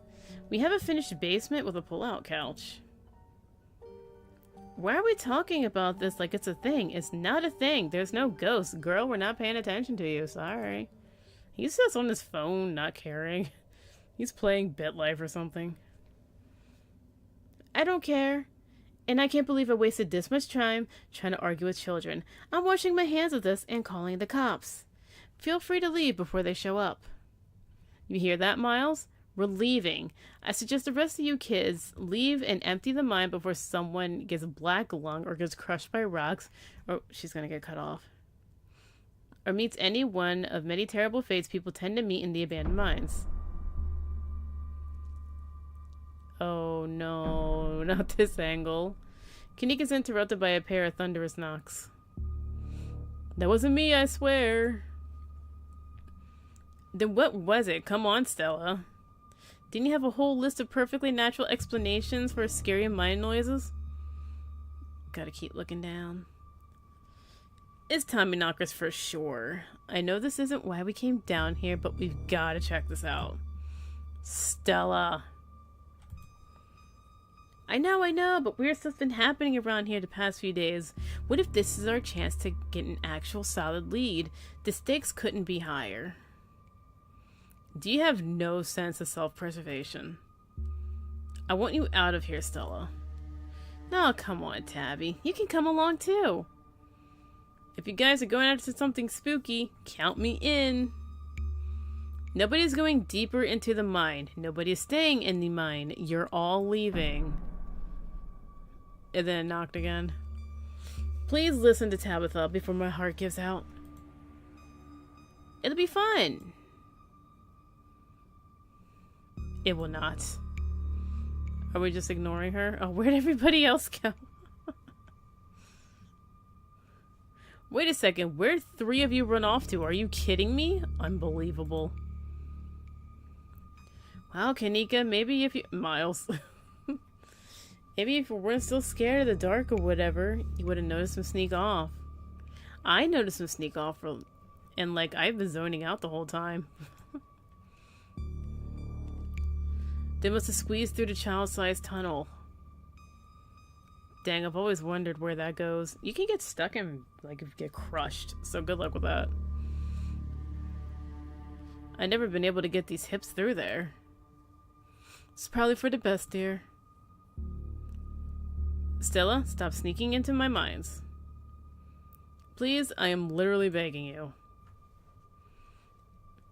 If only all the tunnels down here were wide enough for adults, we could already be done with this little mess. But no, we just had to have remnants from the bygone era. Didn't you just talk about how child labor was the good old days a minute ago? I was trying to get you to leave my mind. Oh god, that was horrifying. Becca's head pops out of the tunnel's entrance. We're not about to let you come in here and ruin our good time. The mine's safe. I've been here a million times. It's her mine, and you have to leave. Your dad is getting fired. My goodness. You don't have a union protecting you. Yeah, if Becca says we're safe, then we're totally safe. Whatever. Come on, you two. I know a cool spot this way. Okay. I think I know where that tunnel rejoins the rest of the mines. I'll go look for them, and I want each and every one of you to take note of the fact that I'm doing that. If those idiots get themselves lost and die, I'm not letting their family sue me into the ground. Are those really your priorities right now? Yeah, do you have a problem with that? I want the rest of you out of my mind. Except for you, Ebony. I'm not letting you out of my sight. Sure. I could never fit into that tunnel anyway. They have crossed a barrier that I cannot. So my time here is up. But only because Stella promised me a ghost hunt tomorrow. Is he really coming? Whatever, I still have to do my dailies anyway. And the service here sucks. What game is he playing where he has dailies? I will happily escort these 2 knuckleheads out. Oh, she's giving puppy dog eyes. No, you're not about to weasel your way into the Stella. Oh, come on, Tabby. I've been down here a ton. I can actually help out. Tabitha sighs. Ugh, there's no getting rid of you, is there? Fine. I won't waste my time arguing.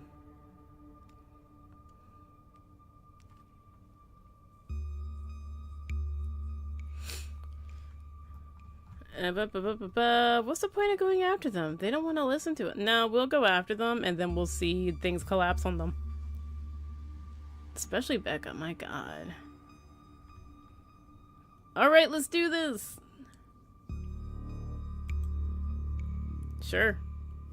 Let's not linger any longer. Let's go. Want me to take Gretchen with me? I don't know if it'll be easier to cover more ground without her. Excuse me, I'm a formidable and self-sufficient monster hunting companion. Yeah, take Gretchen with you. Be safe, Gretchen!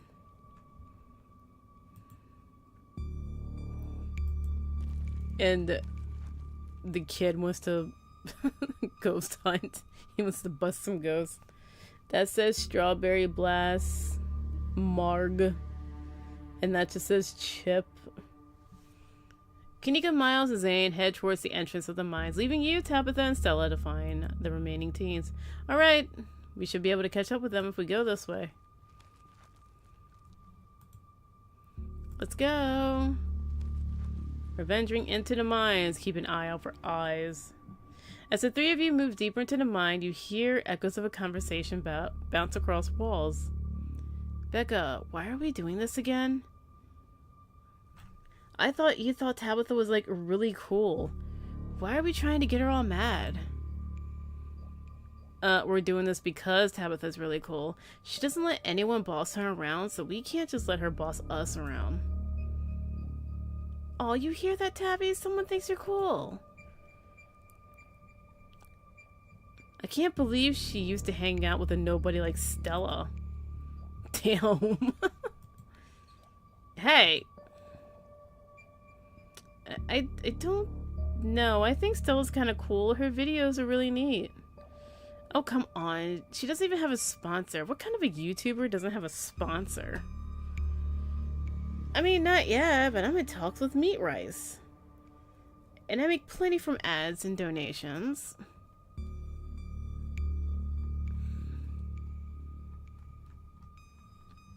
Hey, how is it cool to think that somebody thinks they're cool, Tabitha?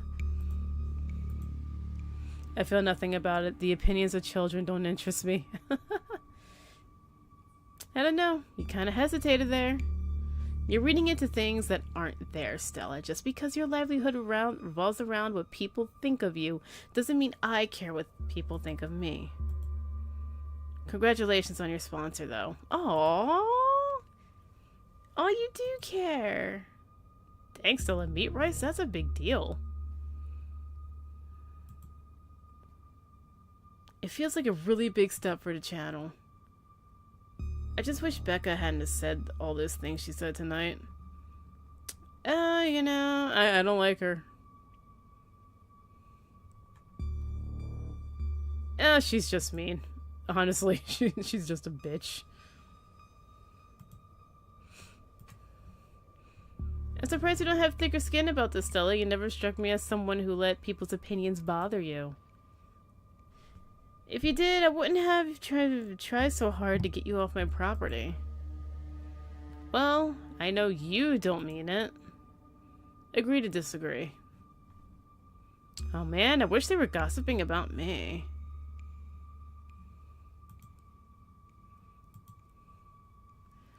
I'm not sure about that. I know they're just teens, but some of that stuff stung. Oh. That is not... That's not normal. That's not normal. I don't see anything here. And it looks normal, I guess. Another knot closer. Interrupts your thoughts, followed by another, followed by another. Is it just me, or is that knocking coming from the same direction as those kids? It's not just you. Okay, that knocking is starting to freak me out. Oh, Rosalina. Calm down, Rosalina. It's just mind sounds. Did you guys see that? No, it's just a shadow. There's no reason to get freaked out. I saw it. Shut up. There's nothing down here. Stop trying to scare me.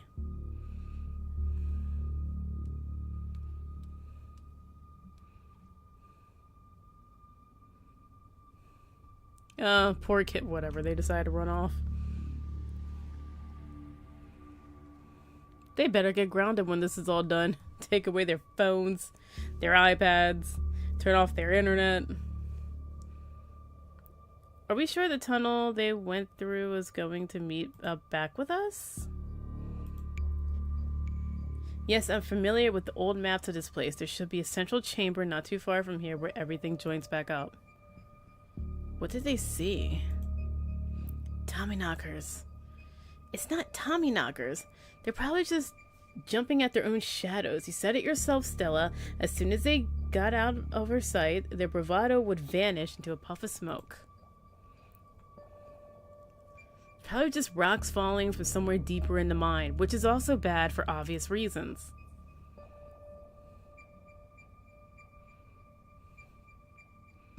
No, they better get grounded when this is done. At least put them in jail. As much as I appreciate the sentiment, I hope you're wrong. If they get grounded, it means people found out about this. I hate dealing with parents. Look on the bright side, Ebony. If they didn't come down here, we'd have missed out on a golden opportunity to get spooked. Tabitha glares at Stella. We're getting closer. Let's keep moving. As you progress deeper into the mines, the knocking sounds grow more frequent. It's still distance, but much louder than before. There's a ladder? The tunnel ends abruptly in front of you. A century-old ladder. Is it made of wood? Oh god, I can't trust it. And it's wet in here? Oh no. In the darkness beyond, you can still hear the echoes of terrified teens. Their panicked arguing bouncing down the pitch-black corridors. And here we are. The tunnel they crawled through passes through the chamber below. It shouldn't be hard to find them once we get down there. I've never been this far in. Congratulations, Stella. You got what you wanted. It's gonna break. Alright, let's do this. Oh god, it's creaking. Stella hoists herself over the edge and begins to climb down. Yeah, wait for them to, like, be done and then you climb down. Don't wanna do too much with that ladder. Oh, why? What was that view for?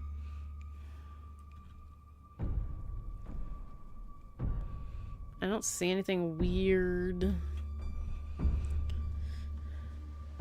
I'm pretty sure this is the way back. Come on. Pretty sure? I thought you'd been down here before. Okay, maybe I didn't go this far in, but whatever. It doesn't matter. I definitely remember the way out. Hurry. I don't want to be down here anymore. I think it was actually this way.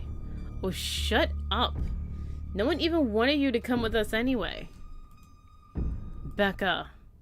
Yep, they're close all right. That knocking is a lot. There's a lot of knocking. Sounds like they're really lost. The voices around you, those of the teens and your companions, sound odd, distant. Why? Why? What's wrong with me? What is that noise? Oh, it's the ditchlings. There's something in the darkness before you and it's much louder, though you don't hear it. What? There's something much louder. I don't hear it, but it's louder. You don't hear it, but you can feel it in your chest, a desperate need to perceive and be perceived. Wrap yourself in the darkness of the pit. Okay, sure. Hey, are you alright, Ebony? Nope. My blood calls to me. This is disturbing. Bear witness. What? What do you think you're doing? Get away from there. Your cousin dies forward. No. Your cousin dies toward you, but I didn't read it. Oh, that's crazy.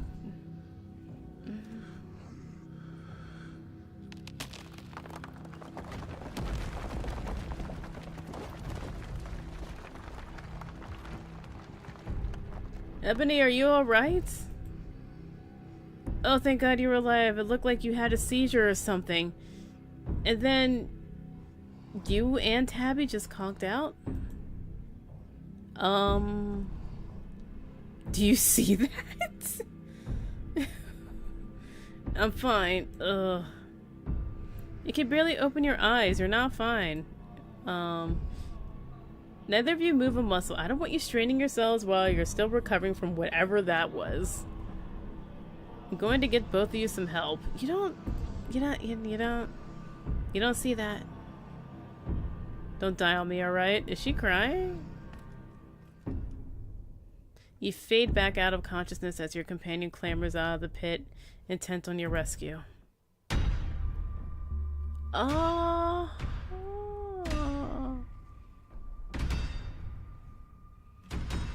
You raise up on your elbows, head still swimming from the visions, your surroundings coming back into focus. Your head throbs as the knocking continues. Oh, I think they're all Tommy knockers. Through it, you once again hear the panicked voices of bickering teenagers echoing down the stone corridors. Becca, you're just getting us more lost. It's this way. If you're so sure, then why don't you just leave? I can't believe I let Alexis talk me into inviting you in the first place. Becca, I'm trying to help. I said go. Okay, I will. Alexis, you don't have to go with her. You know that, right? Pick a side, Alexis. I'm sure Becca knows where we're going. She wouldn't just lie. Sorry, Rosalina.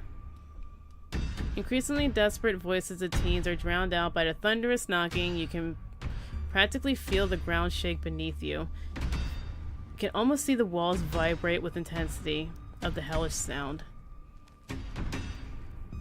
God, that knocking is not helping my headache. What the hell just happened? Can you tell me the secrets of our family?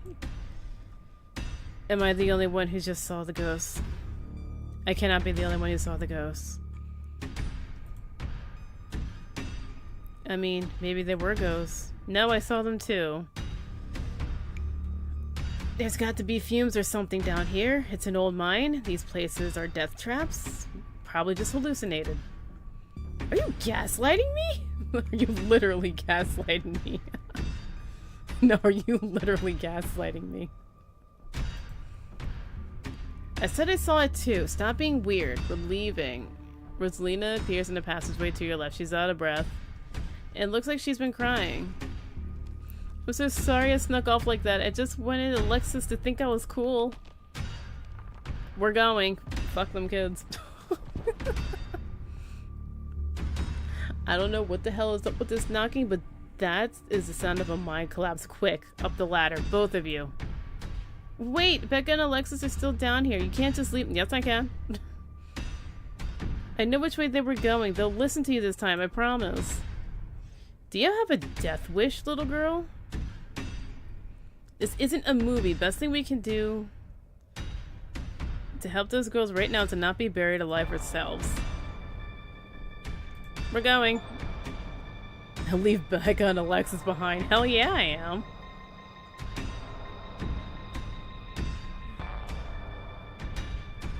They made their choice. Don't die for their mistake. They didn't know what they were doing. Repeatedly you tried to help them, and repeatedly they said no. That's too damn bad. I should have pushed back harder. If they died on here, it's my fault. If it makes you feel any better, you can die down here too if that's what you want. I don't care. Oh my goodness.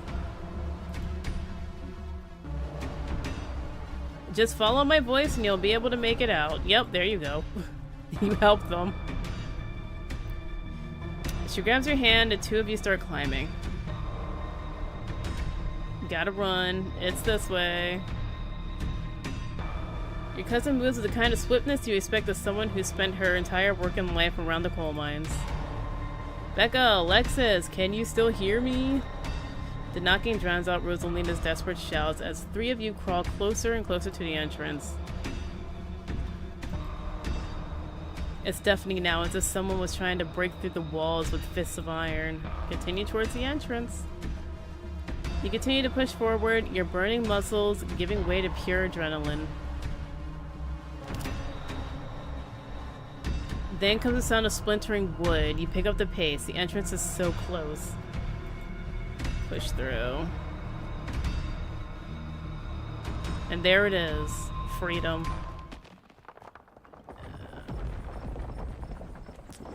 The three of you manage to squeeze through the entrance just as the walls of the mine come crashing down. Alexis. Do you think the other two... nope, they're gone. That's too bad. Maybe they got out as possible, right? Maybe there's another entrance or something? Maybe they're still alive down there? Oh god. I'm so sorry. It's fine. Rosalina, are you okay? Your dad's on his way. He should be here any minute. And she still feels bad. Oh, suck it up, girl. I'm going back to camp. I'll be back with some men. And they can start digging. I'll call Earl. Who's Earl? Oh, she's so traumatized. He's smiling. Oh, why is he smiling?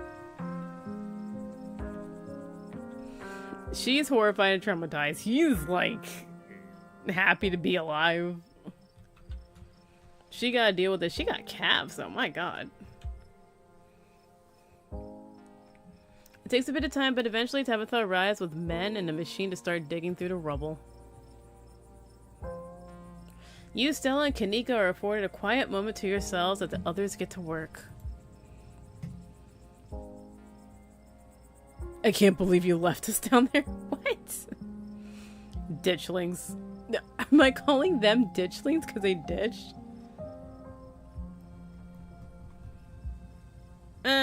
Whatever. Yes, so I saw some things. There was a stone carving in the wall of that pit. It gave me some sort of vision. I saw what happened in this place.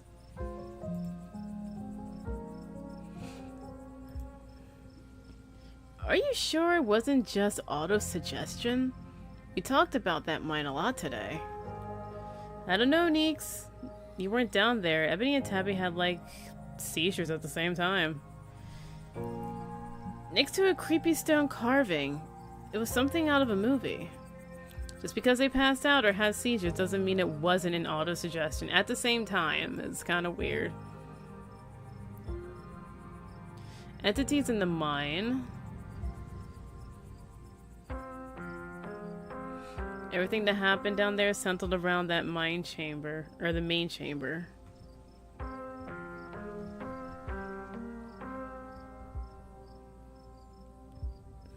Yeah, the main chamber. Everything that happened down there centered around the main chamber where I saw that carving. Stella showed me the photo. Weird stuff. Maybe you weren't entirely off base about the cult stuff you mentioned earlier today, but this felt old.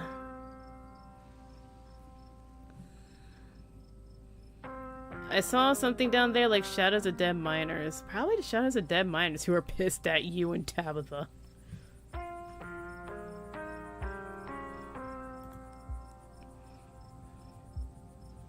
They were right behind you just before you left. Did you not see them? I didn't see anything other than the two of you and that carving. That's super weird. I don't want to doubt what you experienced, but you were deep in a dark abandoned coal mine. You might have just been primed to see these things. You know, now that I think about it, that totally fits the profile for some of the Tommyknocker stories.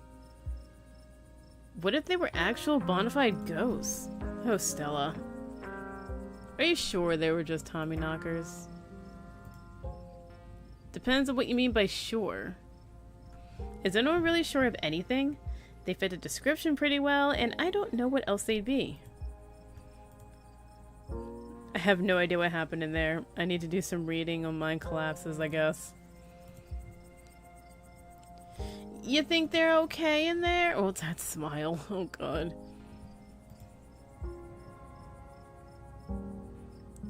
There were survivors in the last collapse. At least Rosalina's safe. Thank God. If you and Tabby didn't pull Rosalina out when you did,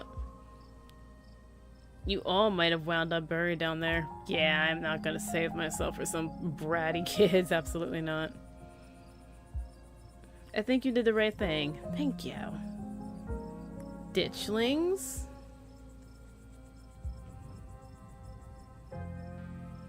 Not to be so flippant, but that wasn't the end of our ditchling problems, right? There was a ditchling outside. There was a ditchling outside at the entrance. I did notice that. Can you imagine how much worse this could get? But I think you're right. There's also Wayne, who is dead and walking around telling me I shouldn't be doing things, and I got a dead man looking after me. I don't really know how to feel about that. We still got a lot of unanswered questions too, even more than we had this morning. We had a lot of questions this morning. This is still a little too magic for me. Just because two bad things have happened doesn't mean there's a pattern, right? What happens now? Hey, I don't think she's quite ready to talk just yet. What happened down there? She's okay, Oscar. I made sure of it.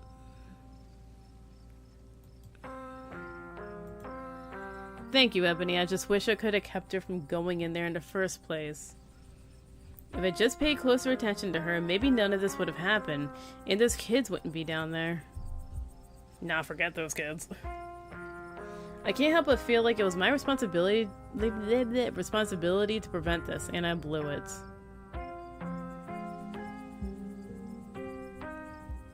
You're being way too hard on yourself. You can't be expected to predict and prevent accidents. You're only human. As a former reckless teen, as a current reckless adult, yeah, there's not much you can do in a situation like this. I suppose you're right. I am just human. I could be a better human, though. Have you met the kids that she hangs out with? They suck, except for Zane. He's cool.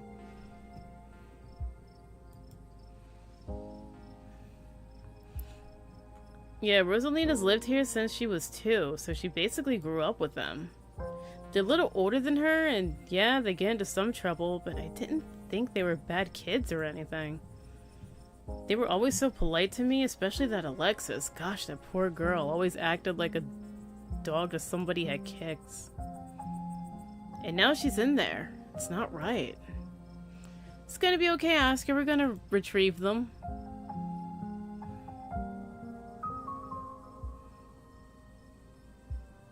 Becca's a bitch. They weren't bad kids, no. Honestly, I don't know what they were expecting. Didn't like that. They took a big risk. They knew it could end that way, and it did. That's not fair to them. They're still kids. We can't blame them for stuff like this. I knew not to do stupid shit as a teen.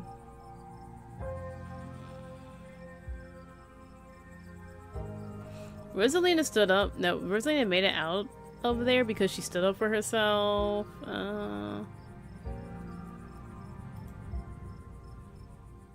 You should be proud. She's a good kid, Oscar. Thanks. There's something terrible in that mine. I think it was the Tommy knockers. I can't believe they're actually real, but I got some audio of the knocking on my phone. They must have been furious we went down there. This is all my fault. She's been so angry with me. If I had just been able to provide more stability, she wouldn't be doing things like this, putting herself in danger. I think she was trying to get away from the whole haunted house situation. You have to understand that I'm not making it up. There's something in that house. We believe you, Oscar. I couldn't let it hurt her, and since I didn't know how to get rid of it, I set up a back room at the library for us. Just until I could figure out how to fix things. I know she hates it, but I thought it would be better for her. Instead, it just drove her away, staying with friends, not checking in, and now this. It's all because of that house. And because of me. Because I haven't been able to fix this. I just wish you could understand. We can help! I don't know if I would have believed you before this week, but I seen some crazy shit. What Ebony is trying to say is we'll totally help you get rid of your ghosts. Or more likely, we'll figure out what non-ghost thing is actually happening. Either way, we're here for you.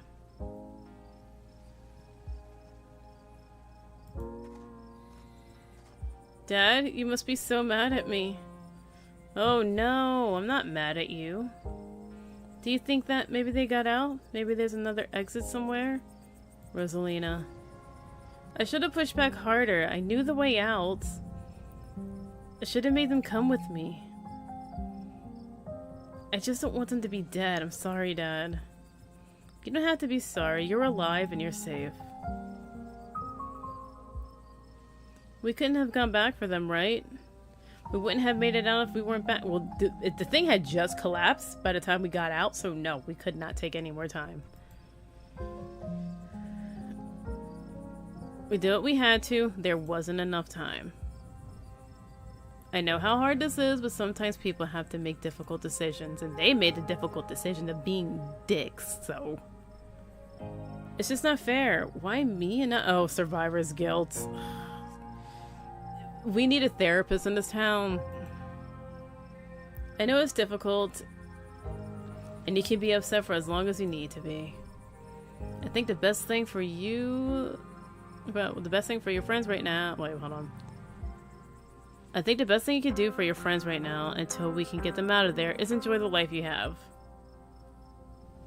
I know I haven't made it easy for you. I know you've been frustrated with the choices I've made. But I'm gonna do what it takes to move us back into our house. We're gonna have a good life again, Rosa. I'm sorry I didn't do this sooner. I'm sorry it took so long. We're on the case. We'll be okay, I promise. I'm gonna take her home. I guess we'll see the three of you tomorrow, and thank you, Ebony. You have no idea how much I appreciate what you did for Rosalina. As Oscar and Rosalina leave, your cousin exhaustedly saunters over to you. Alright, Ebony, my men are set up to start digging. Let's go home and get some rest. Why is he so smiley? Now hold on a minute, Miss Scarlet, younger cop. Mind if we have a quick word with your cousin, miss, in private? Okay, fine, just make it quick. Don't you dare try and pull anything on her. She did nothing wrong and she's defending me. That's so nice. Are there any eyes, anything? No.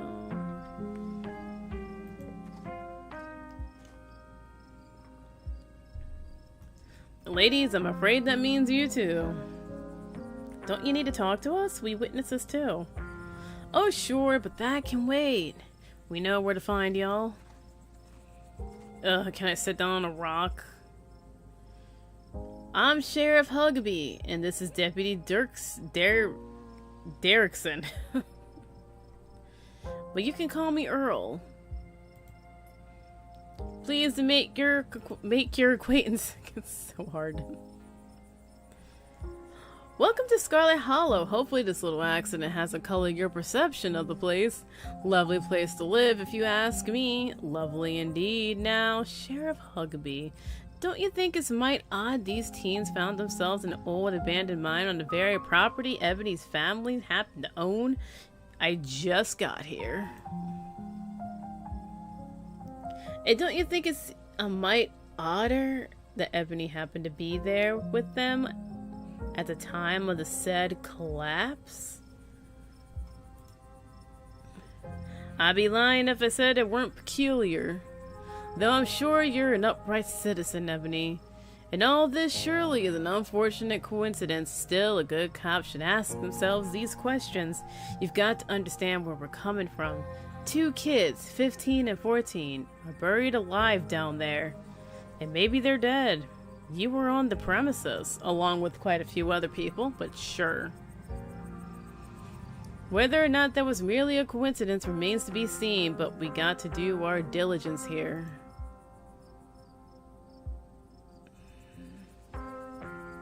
This town is freaking cursed. It's not haunted, it's cursed.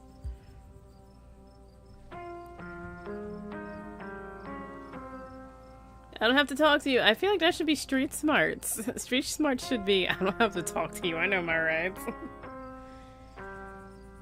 I'll get to your questions, but we also need to talk about the man that's been stalking me. His name is Sam Wayne. He used to work in the mines here. That seems an awful lot like deflection to me, wouldn't you say so, Earl? This is a nice town. People don't go about stalking strangers in these parts. Are you kidding me? Do your jobs.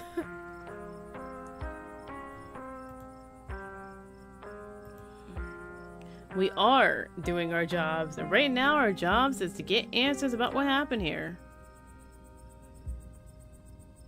You're out of your depths here. That's true. It was like, you can't handle this. We don't need cops right now. We need an exorcist. There are monsters in the woods, and there's something in that mine. I haven't spoken to the cops about this. There are things going on out here that just don't make sense. And that puts me out of my debts. How exactly? Out of my debts. Pay up. I'm about to chalk it up to shock. Maybe it'd be best we touch base in the morning where your head is. Touch base in the morning where your head's at after you've gotten some rest. From here on out, Ebony, you should do your best to stay out of trouble. There's plenty to do around town that isn't spelunking around unstable mines. Yeah, it's a good thing this is the first time we interacted, because the other first time would have been with whatever his name is. And this would have just been so suspicious. They might have put me in jail. Wouldn't want to see you on any of our other calls this week. Have a good one, Ebony. Two officers wander back toward the mine. You make your way towards Stella and Kanika. Just can't believe 2 nights in a row. Is it my fault, Neeks? Stella, no, this is all just an awful coincidence. It's not your fault. Oh hey, I guess the cops are done with you? Were they going to take you in for being present at an accident? Sorry to give you a hard time. Small town cops, you know. Always blame everything on drifters. Even acts of God, I guess. Excellent. You didn't get arrested. No, come on. Let's get back to the estate. I like to get some rest before I have to deal with the fallout of everything that happened tonight. I'll see you tomorrow. Excuse me, Just stop trying to get my cousin killed, Stella. Come on, let's go. Tabitha starts walking to your car, pulling you by her arm.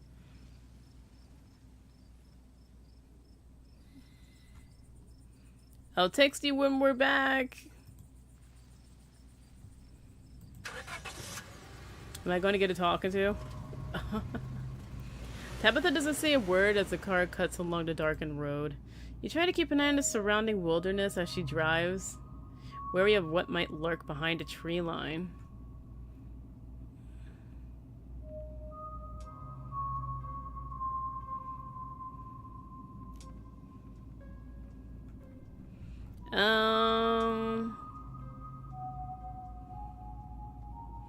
How you holding up?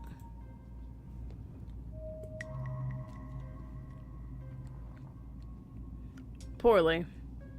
But I really rather we didn't get into it. Why do you treat Stella like that? Didn't you two used to be friends? That was a different time in my life. I just wish she'd get that we're not in high school anymore. I'm a different person than whoever she thinks she knows.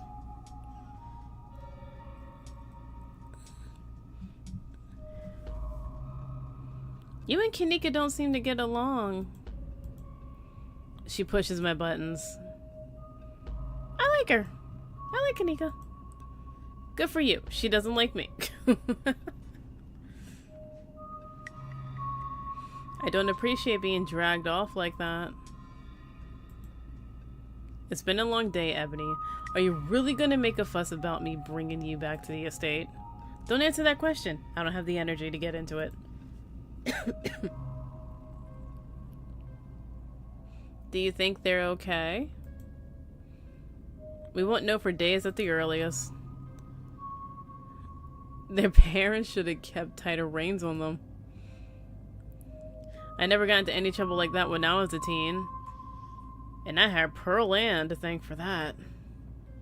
Hated it at the time, but the strictness paid off. Ugh, what am I telling you this for?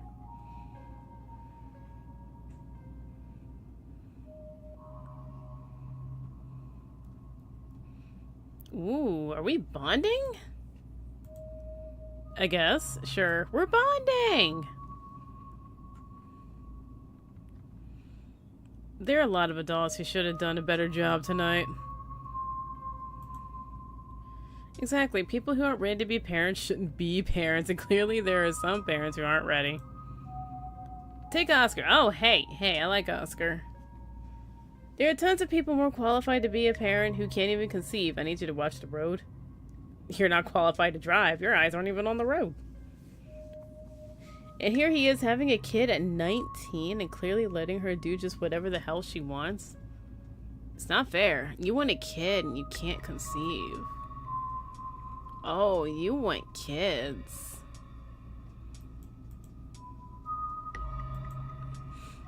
Lots of people want kids. She wants a kid. Sorry about today, I guess.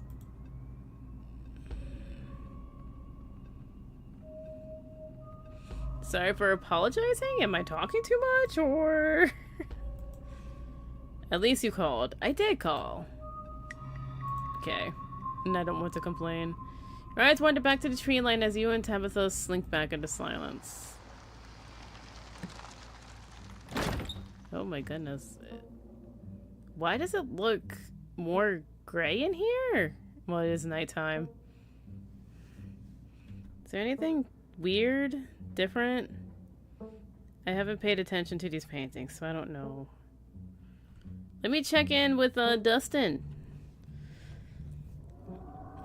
You once again crossed the threshold to the estate. A musty stench of decaying mansion greeted you with the undertones of mildew and wood rot. Well, this day was a lot more stressful than it needed to be. I'm sure it's the precursor of a horrifically stressful week. I'm going to bed. I suggest you do the same. Thanks for calling me about the kids, by the way. It was unexpected. You could have... No, you should have waited for me. I'm too tired to argue. I'll see you in the morning. Tabitha turns and makes her way up the stairs, her posture defeated. You head up to your own room to turn in. Can I check in with Dustin? No, I can't check in with Dustin. I hate this view. You collapse in Tabitha's dusty guest bed, your head empty of thoughts after your time in the Shaw mine. You barely even notice the dust. Oh, right. I need to tell. Sent a message to Stella. What things, huh? Y'all, these things are those things, right? Where did she see that?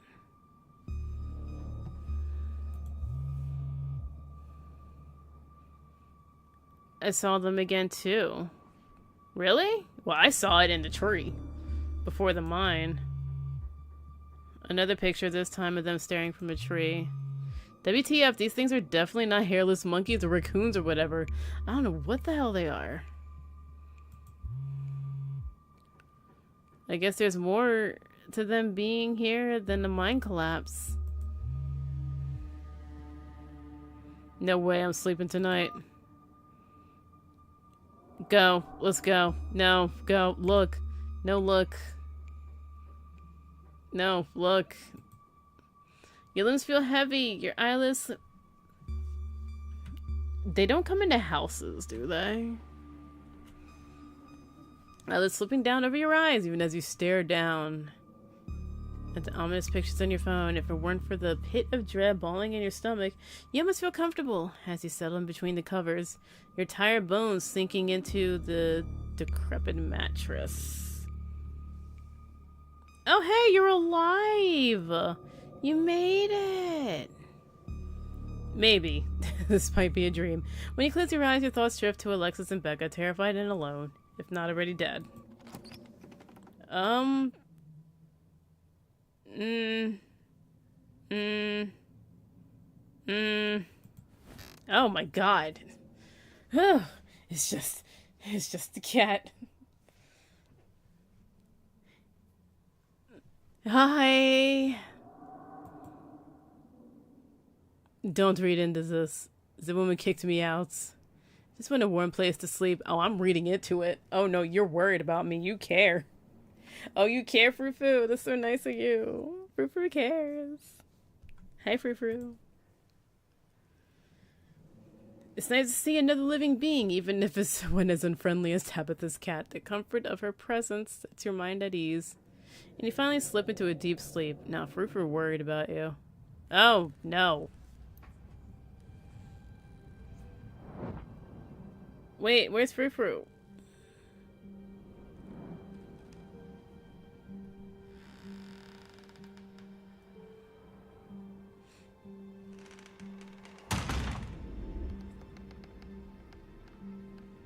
Her room is so clean.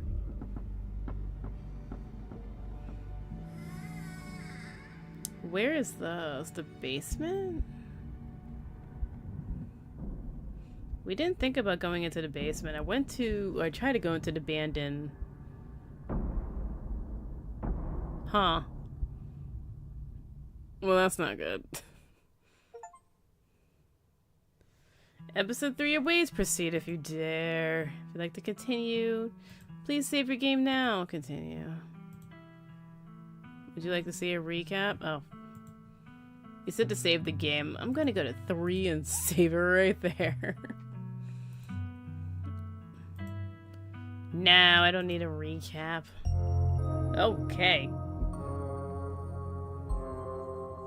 Sunlight filters in through the dusty windows of the estate as the dull aches of last night's activities throb in and out of focus. You managed to survive a second night in the town of Scarlet Hollow.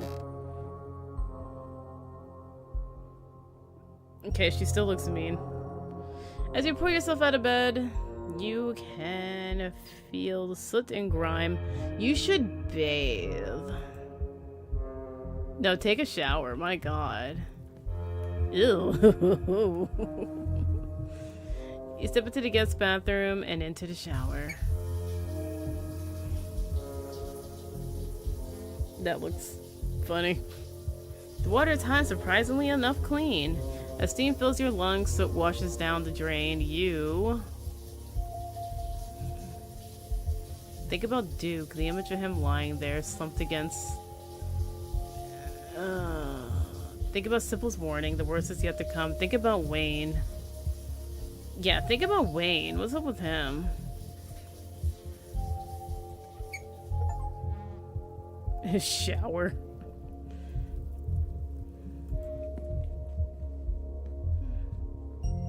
Time to start your day. Say hi to Dustin! Oh my goodness, hello? Hi! Morning, Dustin. Who's your friend? Her name, Mom. She come to visit. Oh, that's your mom? Dustin, Mom. I, Dustin, Mom. Gotta stay with Dustin until glass house empty. Thank you, human, for taking care of my boy. What happened to your glass house? What's wrong with the glass house?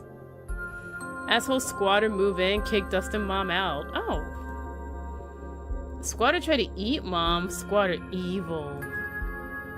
Squatter may be asshole, but squatter not evil. It's just try to survive. Just like all creature. I have an idea on what it is. Dustin still have much to learn. I had a rough night. Can I talk about it? Was it because of Cat Monster? No, not Cat Monster. Dustin was scared too. If Cat Monster wanted to eat Dustin, Cat Monster would have to go through Dustin Mom first. Dustin Mom will kill. Then Dustin Mom will eat like kings. No, Dustin and Mom will eat like kings. I gotta go, bye. It wasn't the Cat Monster. It wasn't the cat. Oh, look out the window.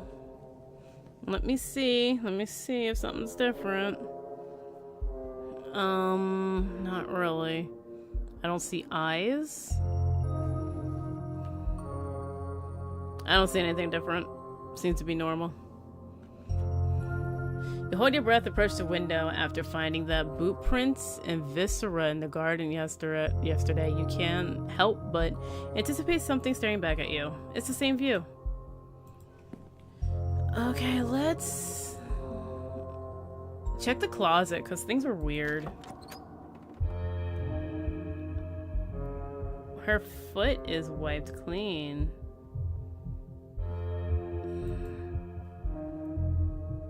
I don't think it moved, but the foot is clean.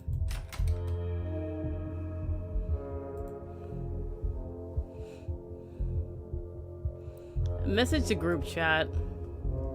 Pull out your phone, open the group chat with Stella and Kanika. Morning, how you guys holding up? We're supposed to see Reese.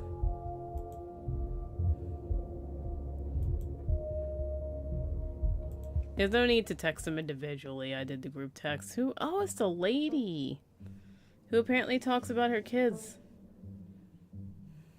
You enter the kitchen and find your cousin in the midst of devouring a pint of banana chocolate chunk. She isn't alone. Rufru glares at you from her usual spot on the counter as a red-headed woman busies herself trying to tidy as best she can. Vile woman destroying the natural odor of my kitchen. Tabitha's gaze swivel from the woman to you, her glare intensifying. Good morning. Bonjour, Fufu. Bonjour, sacre bleu.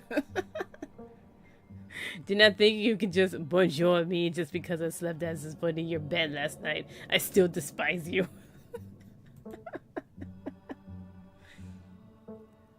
Three humans at once, this abhorrent.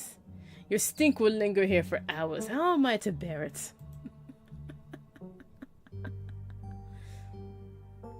I see. Talking to my cat again. Are you sure you didn't get hit in the head last night? You said again. This is normal.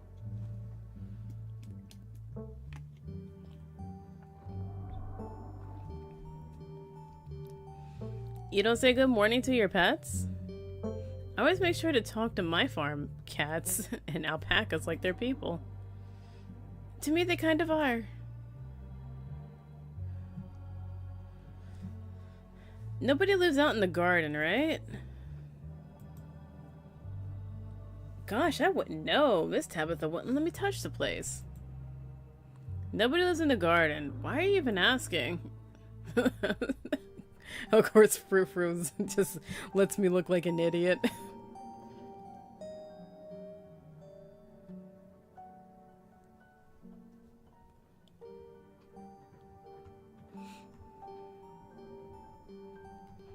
Street smart, I thought we bonded last night. Why are you being so dodgy again?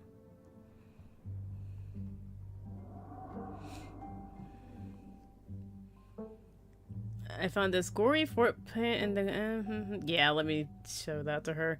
I found this gory footprint in the garden yesterday. And now don't tell her about the dresser possums. No!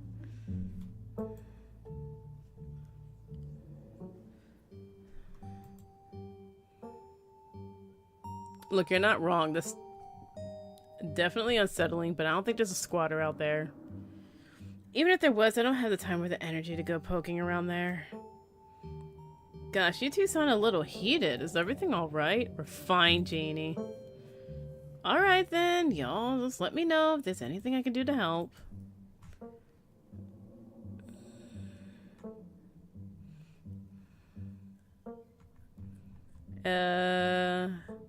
How's your morning been so far? Aside from you trying to give me a heart attack about squatters in the garden? My men have been working around the clock digging two teenagers out of my mind. So I'm a little stressed.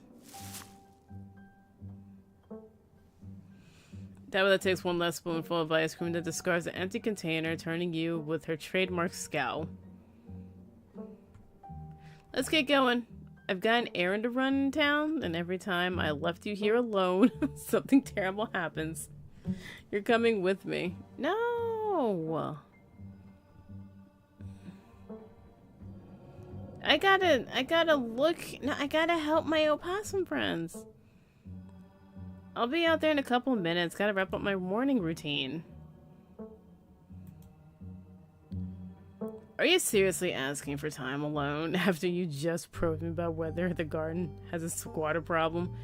What do you take me for, an idiot? I'm already behind on my day. I don't have time to deal with your hijinks. No, I need to look. Janie approaches you from the far side of the kitchen. Tabitha remains between the two of you, impatiently tapping her foot. Oh, Ebony, before you go, I heard about what happened last night. I mean, I heard about it before Miss Tabitha mentioned it just now, and then I heard it again. I just wanted to say that I'm sorry you got caught up in that. I'll be praying for those kids. I can't imagine how scared they must be. I'd love to chat, but I hate to interrupt your work. I'm in town for another few days, though, if you got the time. Of course, feel free to swing by the church any old time. Daniel and I are always there, except for when I'm working, of course. But Daniel usually is there regardless.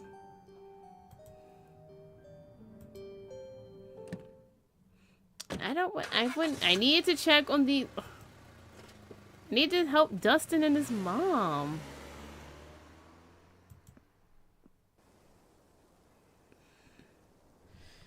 Alright, we're just popping into the general store for a few minutes. What are we doing at the general store? Picking up tea from Sybil. Oh, I got you. Picking up tea. Yeah, picking up tea. Why are you saying it all weird? It's okay, Tabitha. You can tell me if Sybil's your dealer. I get what you're putting down. A wink at her. Did you think I was taking you with me to buy drugs? I'm picking up normal tea for drinking. Got it. Yeah, wink. Sure you are. You wink at your cousin. Her face tightens into an all too familiar scowl. After everything that's happened the past 2 days, it's nice to just go on a simple errand. Exactly. Give Tabitha a turn as the door to the general store bursts open. A flustered Kanika exits, shouting behind her.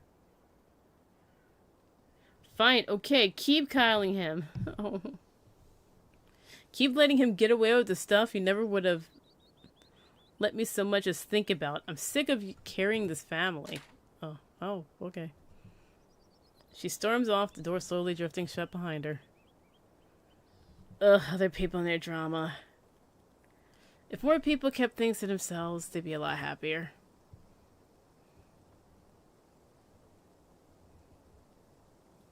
I'm glad she's finally letting loose. Maybe her family will stop taking advantage of her.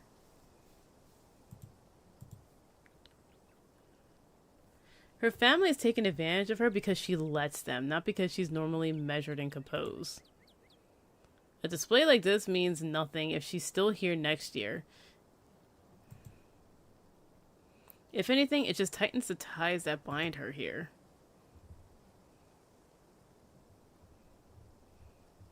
I think you're saying that because you want to leave. So why are you still here? Haven't we been through this already? I have responsibilities. If I'm not here, if I don't do my job, all the lives here are effectively over.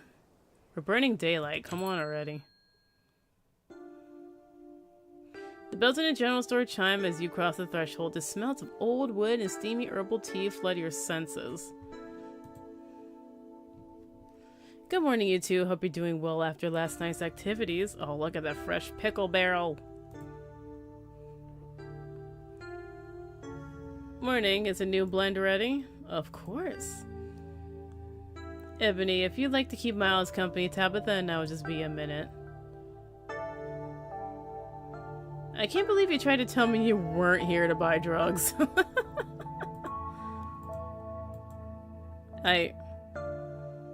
Oh, she most certainly is. Do you know that there's no better place than Scarlet Hollow to stock on with the devil's lettuce than my little tea shop? What? No, I'm not some kind of stoner. You know what? It doesn't matter. Think what you will. I'm just pulling your leg, dear. Oh yeah, now I'm alone with the little shit. No, listen in. Be nosy.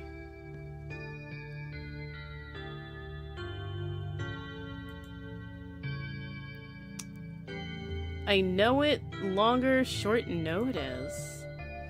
Aren't easy to come by. Is there enough? Is she trying to knock me out? Not keeping it. You only have one. Plenty of times? Who is that? Oh, excuse me. Wait, you're Ebony, aren't you? My name's Bo. I'm Duke's boy. Oh. Wow. You're bigger than I thought you'd be.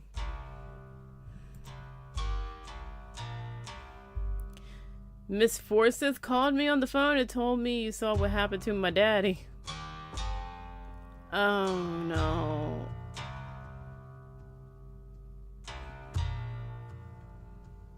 It wasn't pretty. Sorry, Bo.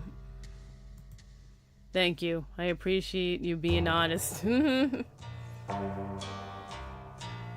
and Miss Richmond did your best. I'm thankful that you tried to help.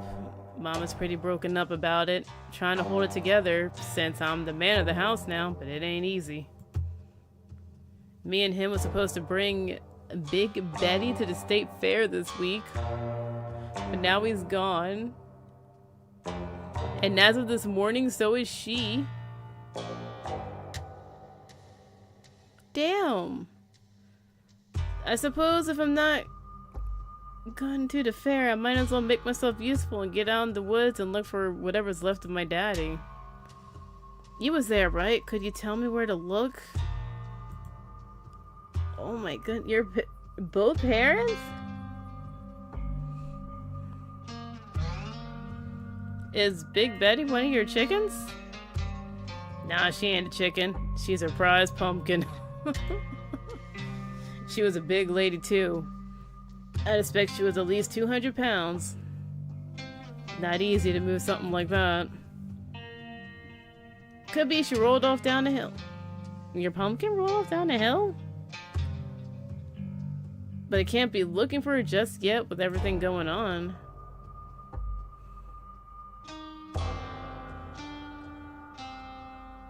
Have you seen anything strange on the farm the past few days? Not really, no, but I've been awful busy keeping everything. That's still been happening. Them chickens keep disappearing, though.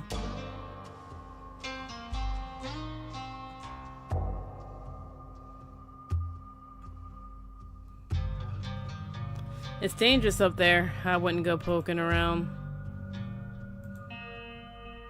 I ain't a stranger to what these hills have to offer. Daddy always said I wouldn't have nothing to fear so long as I learned how to use my fist, so he taught me how to do all that.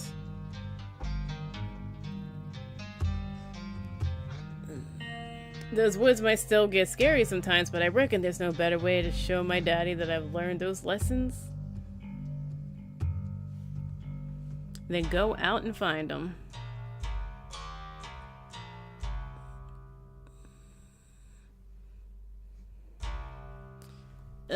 Do I tell him about the ditchlings? I'm keeping ditchling conversation between me and Stella and Kanika. So I'm gonna continue to do that. You can probably just pick him up in the daytime and it should be fine. But what if his body, because they use bodies as a host. What if they're using his body as a host and there's more ditchlings in there? I guess this can be a way to show them that there are ditchlings. No, I'll just tell you where he is. He died over here. Let's see what happens. I should have saved immediately. Thank you, Ebony. I appreciate you trying to help us out. I don't rest easy knowing he's out there somewhere all by his lonesome. And please tell Miss Scarlet I'm sorry about her mama. Tabitha and Sybil are still in the tea room. Oh my god, hey, I overslept. Still gotta make breakfast if y'all want to swing by. Of course, meet at the library. Figure out a plan. I think I'm good. I had a big fight, not really hungry. Gonna chill in my van for a while if you want to hang out though. Otherwise, see you guys at the library. Oh. I'm out behind the diner if you want to talk. She's still in there, buying her drugs. Definitely meet up with this dude. And Miles not gonna snitch. If he's anything, he's no snitch. He ain't no snitch. You hold the belt on the door of the general store, quieting them while you make a silent exit. Dude, did you change your clothes?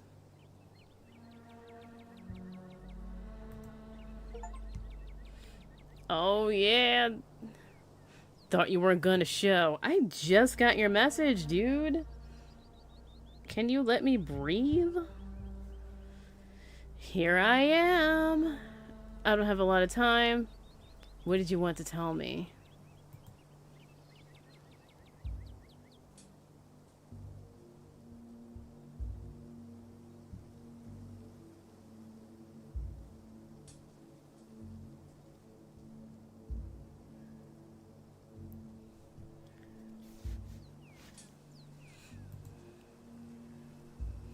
I put two and two together. I know you're related to the boss, and the other guys are all riled up.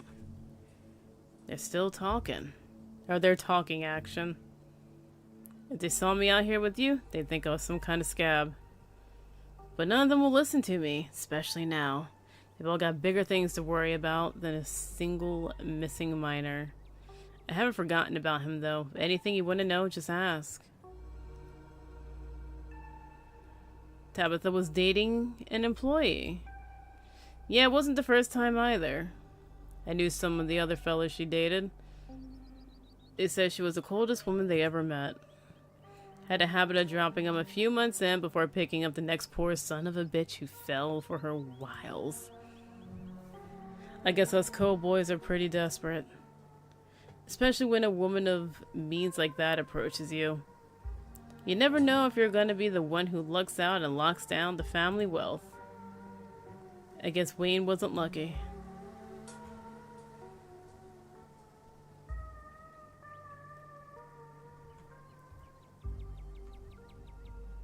We did have a vision of somebody going into Tabitha's room. So that could have been Wayne just walking in the house.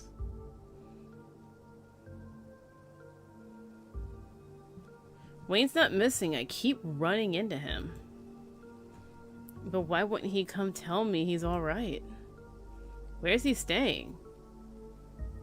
Why is he hiding from everybody? It just doesn't sound like him. I'm not sure the man you think is Wayne is really him. He's all goopy now. Like he's melting. Did he have a condition of some kind? A medical condition? No, he was fit as a fiddle. Built like a brick house, too. Okay, what kind of action are people talking? Union? Talk about a strike. It took you that long to do a strike?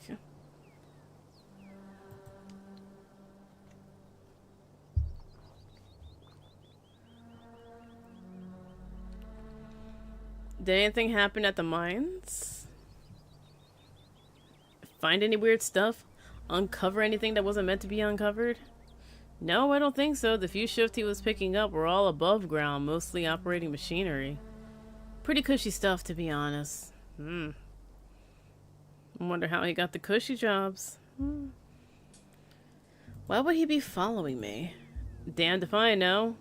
I didn't even know you existed until yesterday. I suppose Tabitha could have told him about you, so maybe he's trying to get close to somebody who's close to his ex. Seems like a pathetic move to me, but relationships change people. Maybe even a man like Wayne can be broken by someone like her. Do you think... Now, what was he like? Tell me about Wayne. He was a light-hearted kind of guy, always joking around the job. Amazing fella to grab beers with, not keen on doing hard work, so it wasn't too strange when he barely picked up any shifts once the relationship started. I'm sure he saw her as a bit of a meal ticket, so maybe he wasn't too smart. But he was a good friend, closest one I had. Do you think Tabitha did something to him? Yes, I do. That or maybe Pearl Ann. I don't know what it would be, but something happened at that house. The week it went down, everyone was up in arms about Miss Pearl Ann's death. Almost nobody cared about the fact that some transplant minor had gone missing. Do you know how Pearl Ann died? Heard it was natural causes. Died in her sleep. She was old and a smoker.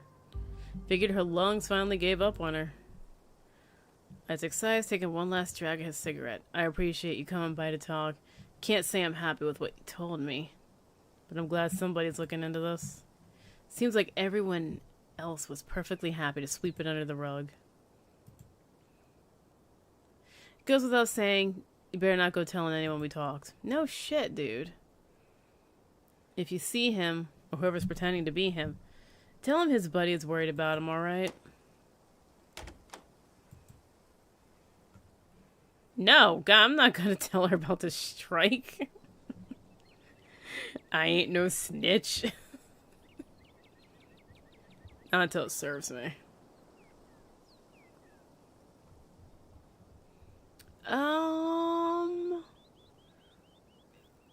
Oh, gee, there's options. I have not been hanging out with Avery at all.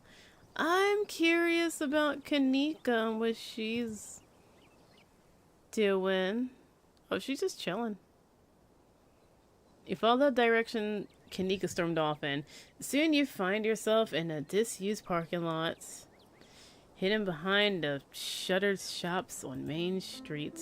She's sitting alone in the back of her van, but she notices you lurking at the edge of the parking lot and waves, her troubled expression brightening into a smile. Hey, you made it! Hop on in! She has shelves in here. Sorry if you stopped to find me in the store. I'm taking a mental health day. Plus, I feel like ass. I'm exhausted and a little out of it. I must have inhaled too much coal dust last night. Flirt? Didn't know I could flirt with people. Goodness.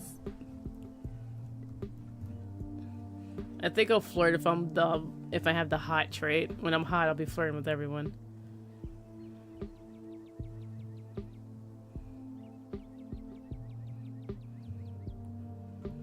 Sounds like you were having an argument?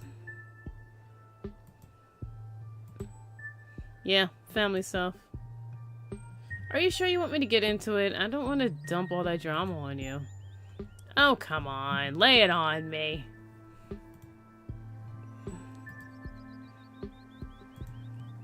Especially since you were the one... You were there last night and you really get it. Coming out of something like that unscathed and knowing not everyone was so lucky. There's no way to really imagine how that feels until it happens to you. So after I got home last night and had to deal with my brother, he really made me feel like I was the bad guy, especially once we got home. Like what happened to those two girls was my fault. And Mom didn't help. She never does. She always takes his side, saying he's young and allowed to make mistakes that could have killed him.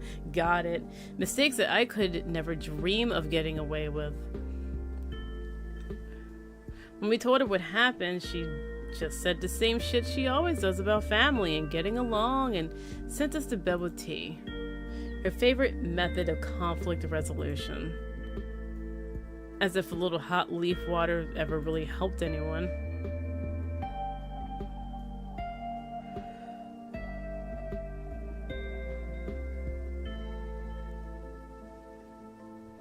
Your fault? That's rich. Right? Kind of boiled over this morning, though. She wound up blaming me for letting Miles sneak off into the mines, saying that if I had been working like I was supposed to, he wouldn't have gotten into trouble. No, he would have still left and gotten into trouble.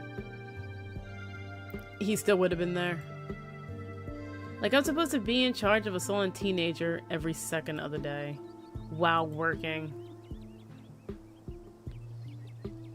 It's not that I don't care. I'm always stressing out about that kid or the store or the million other little things I'm supposed to deal with. None of this should be on me. These are the best years of my life and I'm wasting it in this dying town, keeping the store afloat while mom just messes around with her herbs or whatever.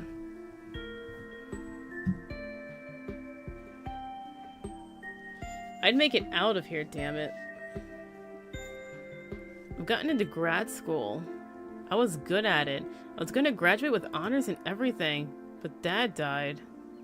And I came back for the funeral, and I had to stick around just to help Mom sort out a few things.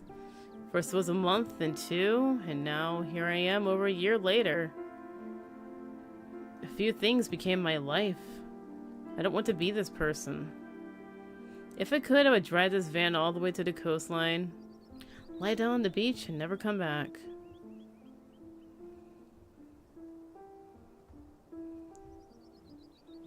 Sounds like your family's holding you back on purpose.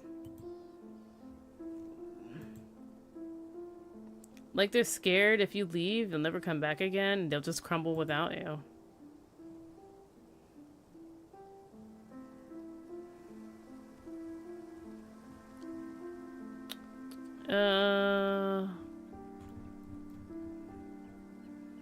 They have no right to hold you back like this. You have no idea how much I need to hear that. Is she gonna leave? They really make me feel nuts sometimes just for wanting to live my own life. I want to make decisions about my future instead of the future of my family. Like just because I was born into this family, I should be saddled with all this responsibilities. I should just leave. Maybe tomorrow. Still, I made all these ghost hunting plans. I can't just skip out on her like that. But yeah, tomorrow. Definitely tomorrow. Make plans to leave town with Kanika. You should come with me. God, and of course I feel like an asshole for talking about all of this now on the morning of the mine collapse. But I guess that's what pushed all this over the edge. Nothing like a major disaster to make you question the direction your life has taken, right? A flirt.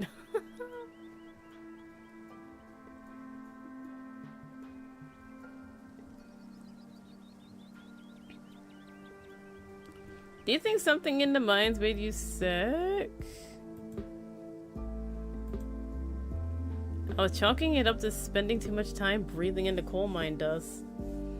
But with everything that happened to Wayne, I don't want to think about it. Are you sick? I'm tired, but I don't think I'm sick. Okay. I think that's a relief. Normal sick and cold dust-induced asthma I can handle. Skin melting off? Not so much. Sounds like the miners are gonna strike. Long time coming. Good for them. Hope they take your cousin to the cleaner.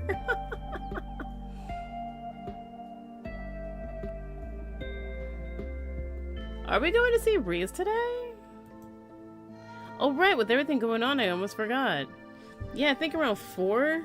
Here's hoping he's still up for it. I'm dying to know what he's been up to. I'd be lying if I said I wasn't worried about the guy, even with everything else that's been going on. He's so mysterious. I can't wait to meet this strange basement man.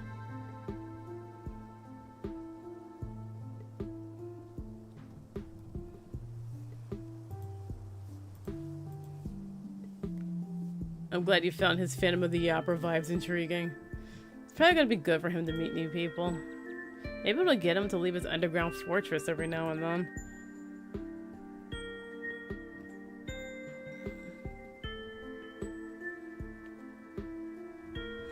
Yeah, his mom is a little weird. I don't trust his mom. I don't either. Things just don't add up. Exactly. Any tips for making a good first impression?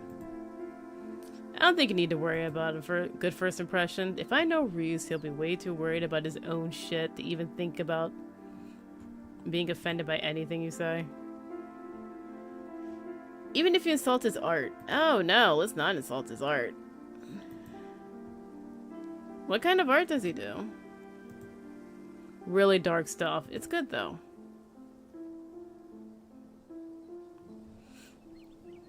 The guy's terrible at getting out there. Not that I blame him. But it's the sort of stuff that'll blow up the second he dies. Which hopefully won't be for a long time. Hope he lives up to the hype. Go easy on the dude. He's just a little shy, so don't expect him to blow you away with the sheer force of his charisma. His art does a lot of the talking for him. Oh, did I just flirt with her? Whoopsie.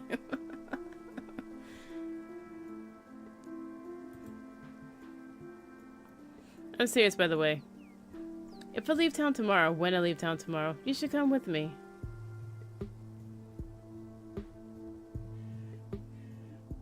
How are you doing aside from the family stuff?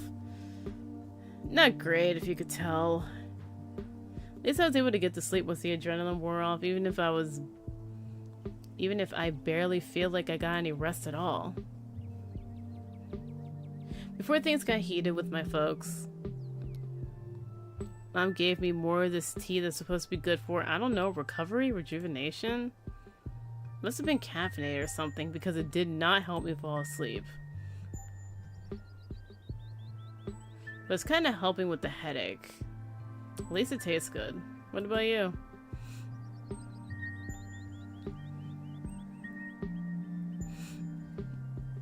Nah, normal. You sure about that?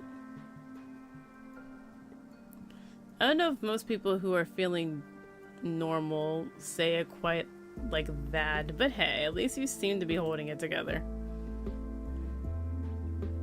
We'll make sure to have a chill one today? Oh, okay. We'll make sure to have a chill one today.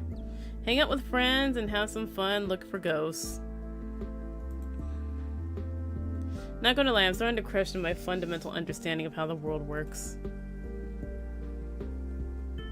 So ghost hunting tonight. That's why I'm still here, right? I'm pretty sure there's no such thing as ghosts, but I'm starting to lose a little bit of that conviction. After last night, and after seeing those ditch things in the road. Here's hoping it's just the pipes or something. I don't need to see any more supernatural shit this week.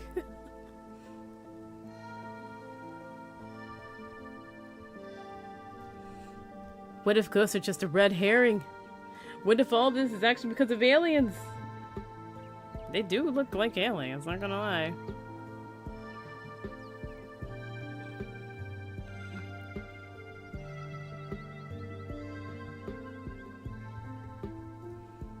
Let's help Oscar with this house.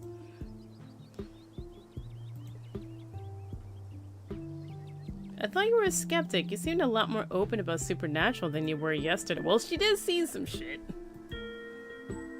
A true skeptic is also skeptical of their own biases, and always ready to admit when they're wrong. I'm going in with an open mind. Besides, I've always wanted to believe in magic. Like back when we were little kids and still making videos together, I was embarrassingly into it. There are probably still videos on YouTube in middle school, me genuinely trying to transform into a Sailor Scout. Please don't look them up. I thought that if magic was real, I figured out how to use it and actually be able to leave this town. I just wanted to get iseki'd, you know? I guess being good at school was enough to make that happen in its own way. Even if I wound up stuck in the same hole I managed to dig myself out of. You and my cousin don't seem to get along. That's putting it lightly, but yeah, sometimes you don't get along with people. Yep. If you have to ask, she sucks. She's a big jerk too.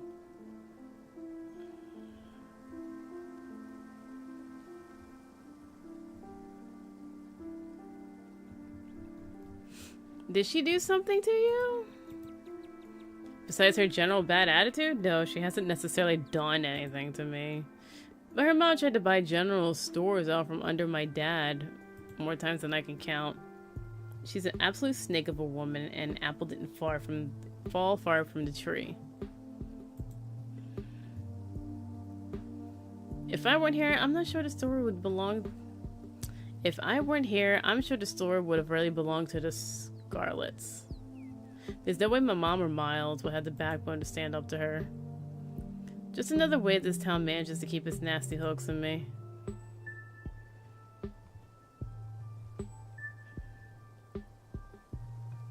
Wouldn't her buying general store be your ticket out of here? It's not that simple. My dad worked so hard to keep that store out of the Scarlet's hands. He knew as soon as Pearl Ann got it, she'd have a stranglehold on housing, work, and supplies for the miners. Next thing you know, your town lost 100 years of progress and you're back in the era of company towns. If I left, it would be a slap in the face to everything my family has worked for. You know what? It's not on you. If you leave and they fall for it, they are the ones that slapped your family in the face. It's on them. It sucks that I'm the only one in my family who cares about that anymore, but I guess that's life.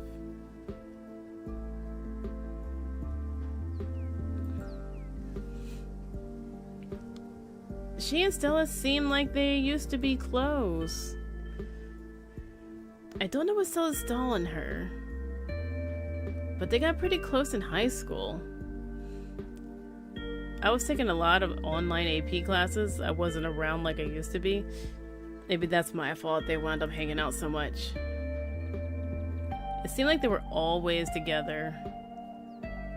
But by the time I got back to town, they didn't seem to be talking anymore. Never really got the whole picture of what happened there. But thank God, it meant I didn't have to see that woman all the time.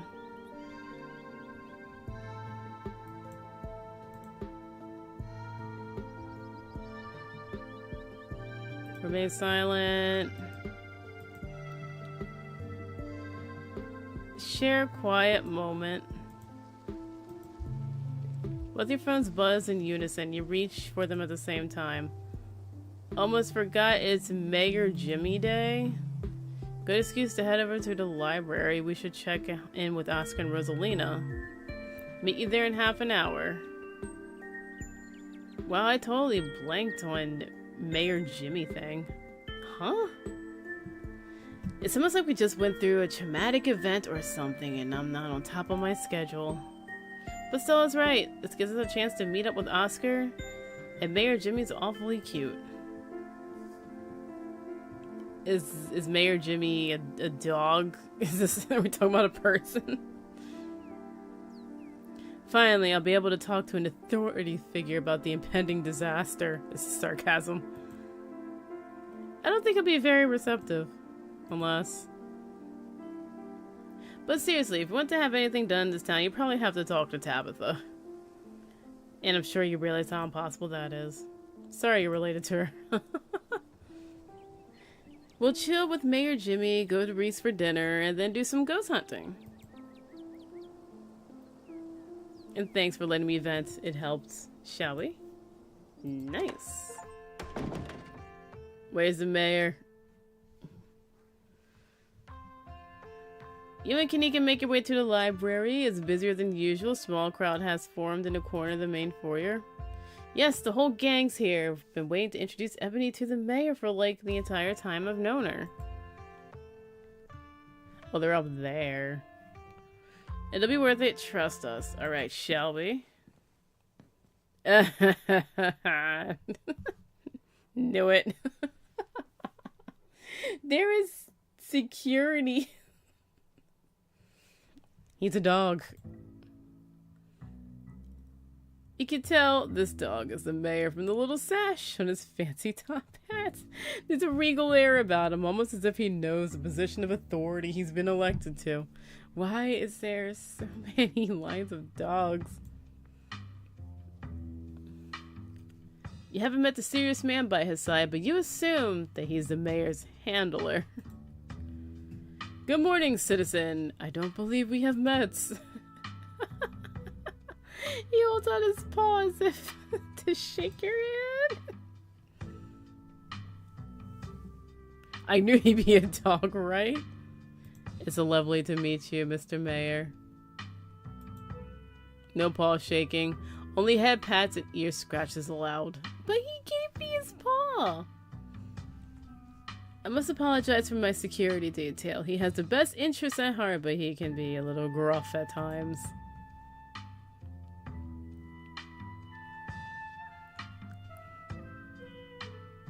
Mr. Mayor, something very serious is happening in town. We need your help. Why are they taking... Why are they taking this seriously? I'm talking to a dog. Of course, the pet disappearances have been made aware. Well, yeah, actually. Yeah, that's linked to it.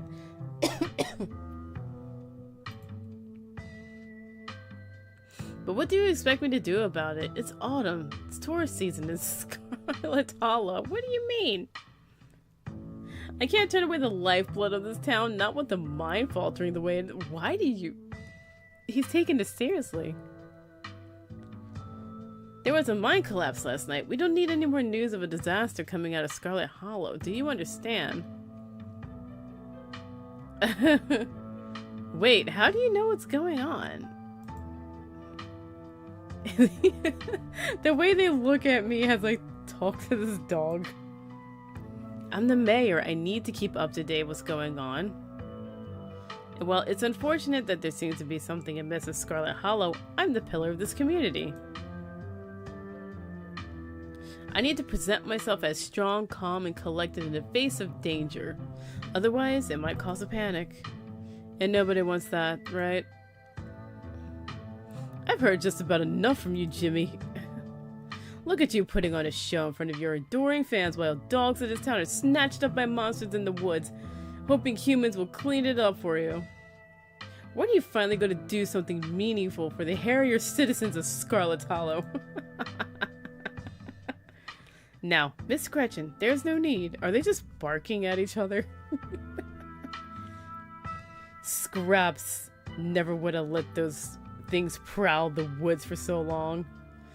And yet you sit back, waiting for humans to notice and letting more innocent dogs suffer. You know, I almost lost my life to these things the other night. My goodness, haven't you heard about poor Duke? Now, Gretchen, a lot of those were old dogs. It's fair for me to assume they simply went to Big Farm upstate. Don't you dare talk to me about old dogs.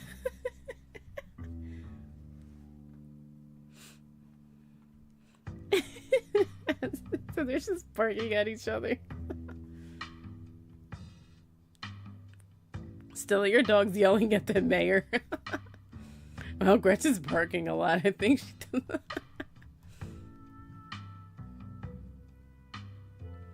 She's got a point, Mr. Mayor. You're damn right I do. Scraps would have been out in those woods first sign of trouble, tearing out the throats of any creature who dare threaten the dogs of Scarlet Hollow. Yet here he is, posing for the little rectangles like nothing is wrong with the town. Yo, Gretchen! Gretchen! Hey, whoa, Gretchen, calm down, old girl. You're gonna pull a muscle. Mr. Franklin, I think now's a good time to dispose of this riffraff. Miss Richmond, I'm gonna have to ask you and your dog to step away from the mayor. Should have known better. These two never been able to get along. Great. Ne'er-do-well. You dog. Kanika's quit to follow. No, fine. Whatever.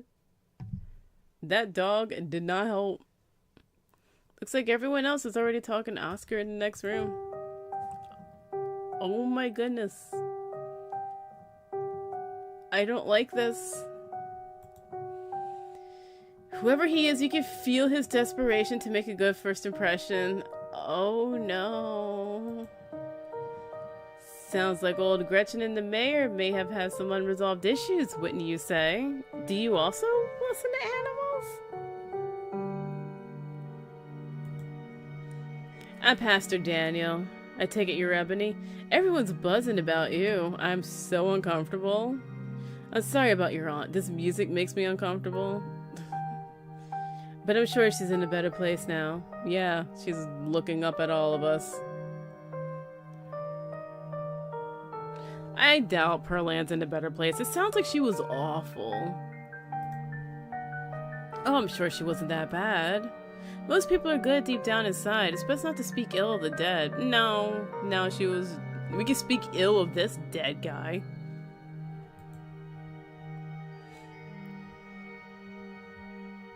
Gretchen says she didn't vote for the mayor.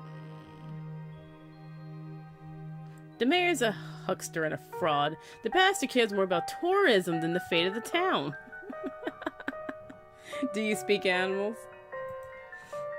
The pastor goes quiet for a second, then his face is suddenly white as a sheet. The smile fades from his face as he stares at you intently, studying your expression. Oh, he does! You too? I thought I was the only one. Please come visit me at the church soon. Oh! Daniel! What's her face's husband?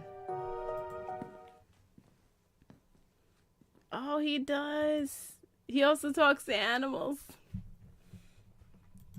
That's so cool.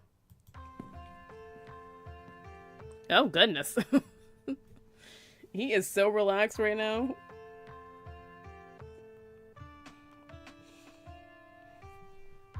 But actually, I think this is a good place to cut it. Catching up with Oscar after everything. He's in his t-shirt. It's not a t-shirt. He's in his tank top. Okay. Chop the hard save. I'm gonna cut the stream here. Thank you for watching. Thank you for the likes, and thank you for stopping by. Next stream is what did I say? Friday, 7 p.m. Eastern Standard Time. Not sure what I'm gonna do yet, but I do like this game. This is nice. I like the story that's happening. I'm curious about things. There's clearly like history with the family, as Tabitha and your character, they seem to pass out. Got something to do with the family of mine, got something to do with the family. Don't know exactly what's going on. I convinced her to leave, so she's gonna live. She's just gonna bail. And I wonder who's gonna die this time by my hand. Guess I'll find that out on Friday, 7 p.m. Eastern Standard Time. And with all that being said, have a good night, and I will return on Friday.